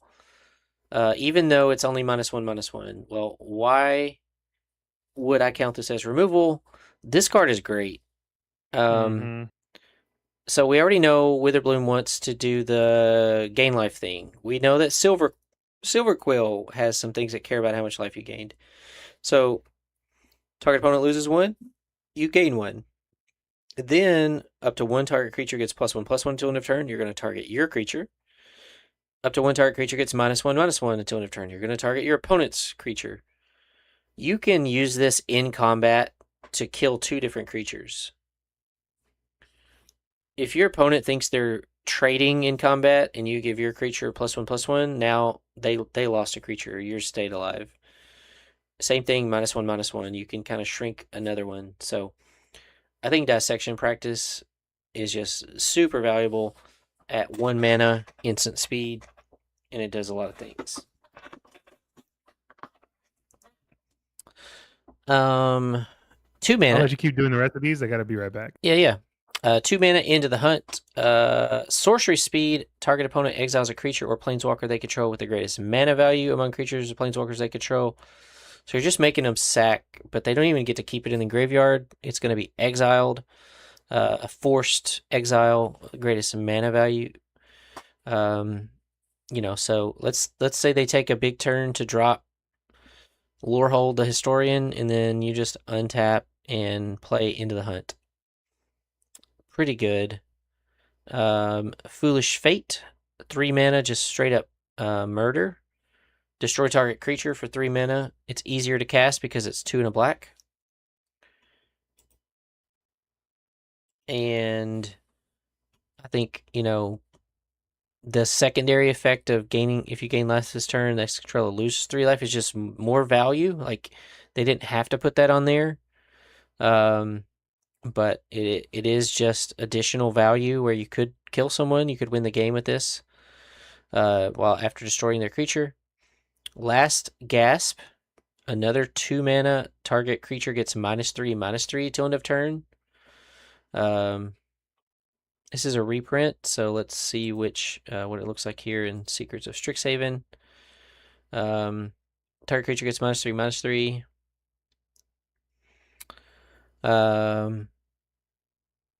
You just do this to take out something small, or do it in combat again, trading up or killing their creature. Poisoner's Apprentice, a creature that when it enters target creature and opponent controls gets -4/-4 until end of turn if you gain life. So you're going to want to sequence because a 2/2 for 3 is not very good, but if you can gain life and then have a 2/2 that also kills a creature, think of Ravenous Chupacabra, 1 mana cheaper. Really good. And then Wander Off for 4 mana at common, instant speed, exile target creature. Straight up, so we had destroy target creature at instant speed for 3, and then for 4, exile target creature. And then I kind of foreshadowed this earlier. Black has 2 removal spells. One of them was with Witherbloom in Vicious Rivalry. We'll recap that card real quick. Additional cost to cast a spell, pay X life. Destroy all artifacts and creatures with mana value X or less. Into Withering Curse. 3 mana, all creatures get -2/-2 until end of turn. If you gain life this turn, destroy all creatures instead. So, again, Witherbloom and Silver Quill both have ways to gain life. So if you need a board wipe, there's a board wipe. If you don't need a board wipe, but you just need to give -2/-2, you can still do that for 3 mana. So that being a board wipe and Vicious Rivalry being a board wipe, I think really makes a really strong case for black just being the best color. I think pretty strong. But again, just to recap, we've got Dissection Practice at instant speed, Foolish Fate at instant speed, Last Gasp at instant speed, Wander Off at instant speed. So we have 4, like all mana values 1, 2, 3, and 4, all instant speed, and then common or uncommon on all of them. And then having End of the Hunt, a Forced Exile, Prisoner's Apprentice if you gain life, and then Withering Curse. So Yeah, it's definitely very strong. the best removal is in black, and then white I think is second with the 4 instant speed removals that white had. So does that mean Silver Quill is the best college? Might be pushed. It was pretty strong the first time. I think it was like between Lorehold and Silver Quill the first time around. Yeah. My heart's in Witherbloom. But I would have a tough time because of green's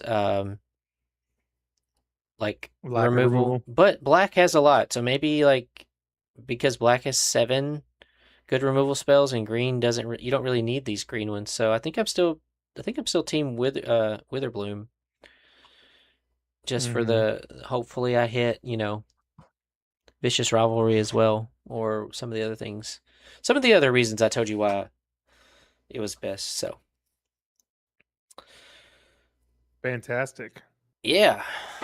Well, that is all of the cards that we have selected. Texas, let's just, before we do the outros or anything like that, what are your thoughts on any of the color combinations kind of surprise you once we started looking into them? Any cards stand out to you? Yeah, again, I'm really surprised. This is like a lot of this is going to be, I think, combat. A lot of this is going to be determined by combat. I didn't think that going into it, but looking at these removal packages, yeah, it's going to be a lot more of creature on creature type of situations to like.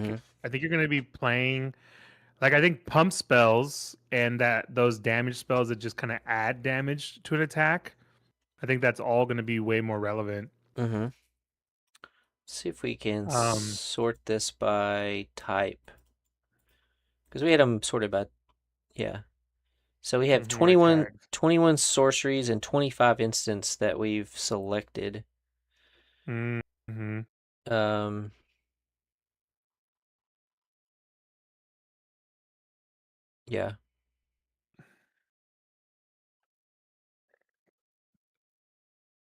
And I guess blue, can, like you mentioned, make this token an instant speed if you've drawn a card or two. So it can be like a surprise blocker / removal. The charms, all of the charms are removal. So, I think all of them I noticed that did black have a lot of like discard, like target opponent discards X cards? I don't think so. Yeah, I noticed that's lacking. Again, I feel like I've been saying this entire, session, this is again a color bending set. It's really going to test, like I said, your perceptions of what each color does. And I do wonder if it is almost a like snapshot into where Magic is headed, Yeah. Which I hope is not the case because I do love the color pie and what it represents. But I've heard them talk about the restrictions of the color pie and things like that. So, because I really feel like this flips a lot of it on its head. Let's see. We're going to do an advanced search for discard in Secrets. I'll be right back one more time. Yeah.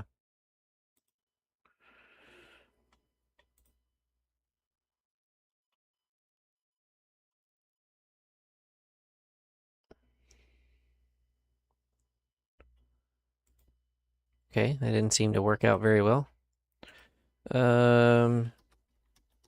Secrets of Strixhaven. Let's just look for flashback cards. Let's make sure our search is working. Okay, yeah, so there's flash.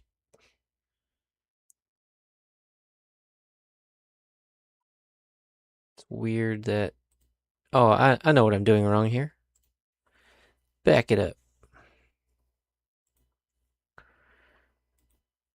Advanced search. We need to look for Oracle text. Discard.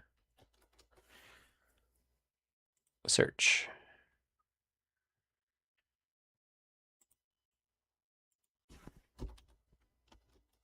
Discard. Secrets of Strixhaven.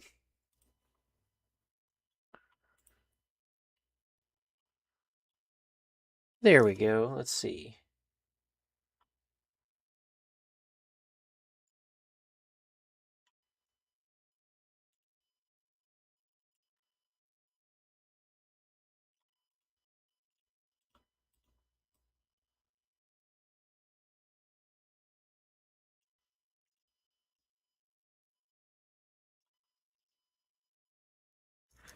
All right. It's probably not the best place to go.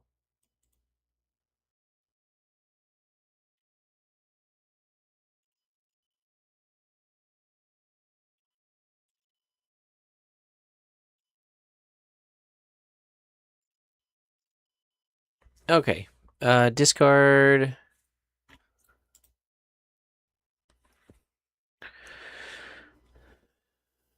Yeah, so Lorehold has discard your hand.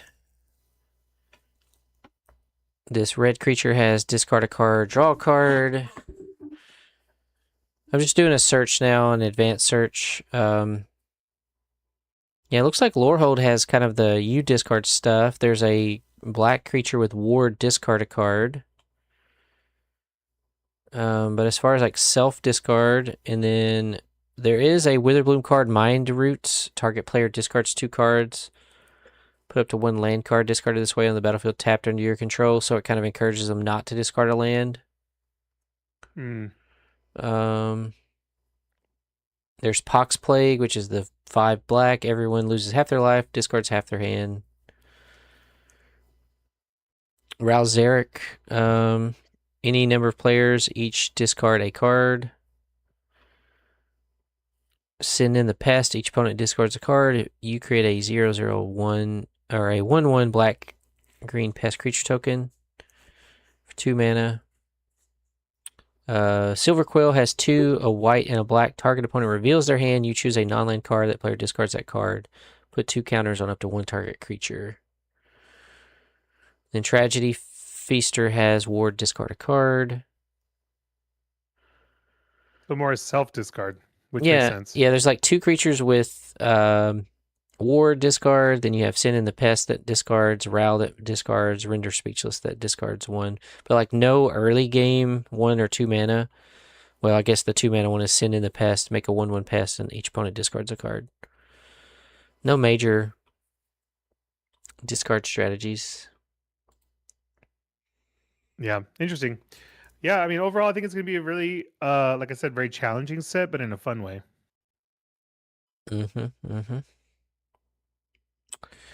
Yeah. Type of tags again. All right. Do you have a favorite card? Good question. Good question. Which school are you going to go with? What's your gut telling you? I think it's going to be between Lorehold or Silverquill. I'm not going to lie. I'm leaning a little bit more towards Silverquill. And I think it might be Abigail. Poet Laureate. I think that's going to be a lot of fun to play. Yeah. The only downside is it's legendary. Yeah, but a 2/3 flyer for 3 is fair, and then when you cast a creature spell, it becomes prepared.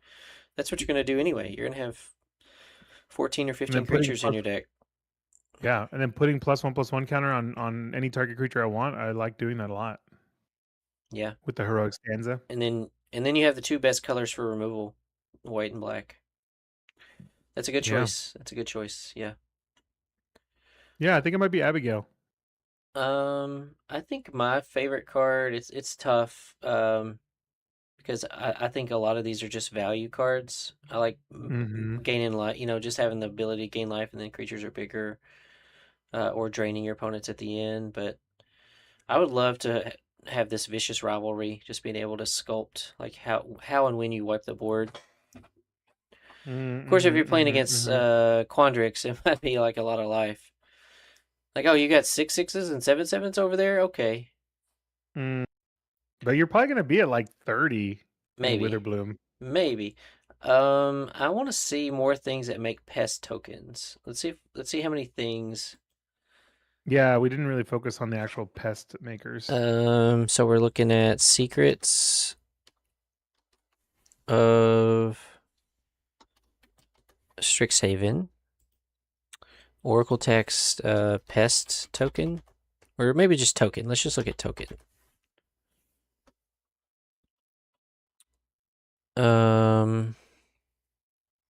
There's Fractal, there's Fractal, there's Spirit, there's Fractal, there's Elemental.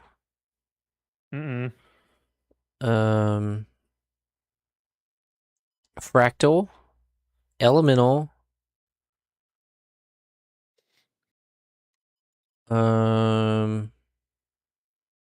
copy target creature, make a token, make a token of this, Inkling, this makes Inkling, Fractal, Pest, so there's our first Pest, Inkling, Interesting. Fractal. I'm saying Fractal way too much here, man. Fractal, Spirit, Treasure, Spirit, Inkling, Fractal, Spirit. All right, Lewin, Exchange Student. Enters prepared. Each exile a creature card from your graveyard becomes prepared again. Activate only as a sorcery. Create a 1/1. It's got Pest Friend for 1 black or green. Create a 1/1 black green pest creature token. When this creature token attacks, you gain 1 life. But that's I believe Lewin is also like the star of this set. Yeah. They're mentioned in one of the flavor texts. Gotcha. L-U... How do you spell it? Lluwen. U-W-E-N. And Lewin was in... Oh, yeah, because Lewin is from Lorwyn. Yeah, Lewin was in Lorwyn, and High Perfect Morcant, I think, had captured her or something. Capture them. Let's see, we're still going through. Lorehold Charm makes a Spirit. Moseo, Vane's New Dean makes a Pest. So that's 3 Pest. Elemental. Pest Brood Sloth for 4 mana. You get a 4/4 with Reach. When it dies, you make 2 Pests. Sonar makes a Treasure. Seize the Spoils is back, makes a Treasure. Send in the Pest, makes a Pest. Another Fractal. 1/1 of our tokens, okay. Spirit, Elemental, Fractal. Yeah, Fractal by far. So there's only like 5 cards that make Pest. Wow. 1, 2, 3, 4, 5. It's kind of disappointing. Yeah, interesting. Yeah, and then the only repeatable way is Lewin. Well, no, Maseo is also repeatable.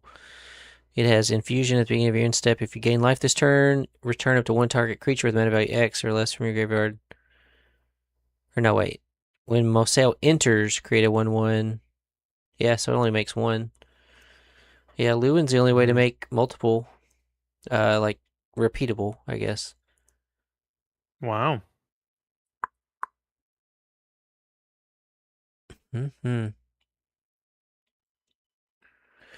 Well, I think that's it's going to be a fun set to draft. I will be playing in the early access event on Wednesday and possibly some Thursday. We'll see how it goes. And Very excited. I'm glad they keep selecting you for that. Yeah, it's one of those. It's a privilege to be included with Lorwyn and TMNT. And basically to continue to be able to renew that is a good thing. I love limited. I love talking about strategies. I feel like it's like everyone's kind of on an even playing field. Now you can be more prepared, like Eh. through watching primers like this and just talking about cards and looking at spoilers. Some people like to go in completely like blind and just be excited about what they open up. I've always been one that's like to learn about it before I go, and try to have a good time with like winning prizes and stuff like that. But um, I'm glad I get to do it, and I think there's a lot of things we didn't talk about. We didn't talk about all of the prepared cards. We didn't talk about the um, commander decks. We didn't talk about the what is it, the archive. Oh, Mystical We Archives. didn't talk about mystical archive cards, which you can't Yeah, I pull in mean, regular boosters. There's a lot to this set. I'll say the same thing I say when it comes to Mythical Archives as I say about every special guest sheet. I mean, if you get a cool, awesome bomb card, then play it if it makes sense, but do not go into any booster pack expecting to pull that stuff. Yeah, it may be a little disappointing if like your opponent pulls it and you're like, man, how come they got this really cool Cyclonic Rift and I didn't? Yeah. But it is cool. I think they did a very good job with all the mystical archives too. Yeah, they're beautiful artworks. Some of Yep, the best they've ever put out. yep. Well, I think that's a good place to kind of wrap it up. Thank you. Thank you very much, Aaron. Appreciate you. Yeah, this is Professor MJ signing off. But no, we we had a good time. The three of us with Kelsey. Kelsey works in theater and has been a theater kid for a long time. Texas is a theater kid. I'm a theater adult. Um, and we had a fun time like cosplaying our professor versions of Strixhaven. I'm representing Witherbloom and happy to represent. But Texas, tell the folks where they can find you and anything else you want to plug. I know we got MagicCon coming up, so anything else it's on your mind. What's up, y'all? I'm Texas TCG Trading. I host trade nights and charity events as well as stream on Twitch. Mostly based out of Austin, Texas. I'll be at MagicCon Vegas. I'll be doing high fives, my usual high five videos. So please come at me and do a nice hearty high five with me for the video. And I'll just be hanging out playing games and just meeting everybody and saying hello and just enjoying this amazing community that I am privileged to be a part of. Please check out my Linktree, check out my YouTube, check out my Instagram. That's my primary platform. Check out my TCG Player store. I've added a lot of inventory. I'm currently getting a lot of Japanese Pokemon at the moment, so I've got a lot of that on there. And I also have a bunch of other great Magic cards, a lot of bulk stuff like that. I'm also on CardSphere. Please check out my profile on there. I just sent off a bunch of cards, so I've got some credit. Where I'm mostly looking for secret layers and CDH cards. And yeah, thanks again, man. I love doing this every time. I hope we keep doing it till Yeah. now until we can't read these cards anymore. Yeah, I love doing it too, and I'm so glad to have you join me for each of these, and then just being just a cool dude all around. Looking You forward too, to man. hanging out with you in Vegas again, and any of you all that are going to be there. I'll be hanging around Creator Central. As of right now, I haven't booked my flight yet because I've been waiting on some work stuff to kind of iron out, but I think that's kind of smoothing out, and hopefully I'll do that next week and be hanging out for a few days down there. But thank you all for tuning in. Let's see, we've got Ooh, Shy. Shy is doing a pre-con battle with Zab. yeah, let's That sounds pretty raid. perfect. So we're gonna do raid. I have to always look at how to spell her name. Twy. Cool. All right. Awesome. Well, we are Peace about out, to y'all. peace out. Thank y'all for being here. And yeah, this is my adult. This is what I look like when I'm an adult, trying hard. This is not my standard dress. All right. We'll see y'all later.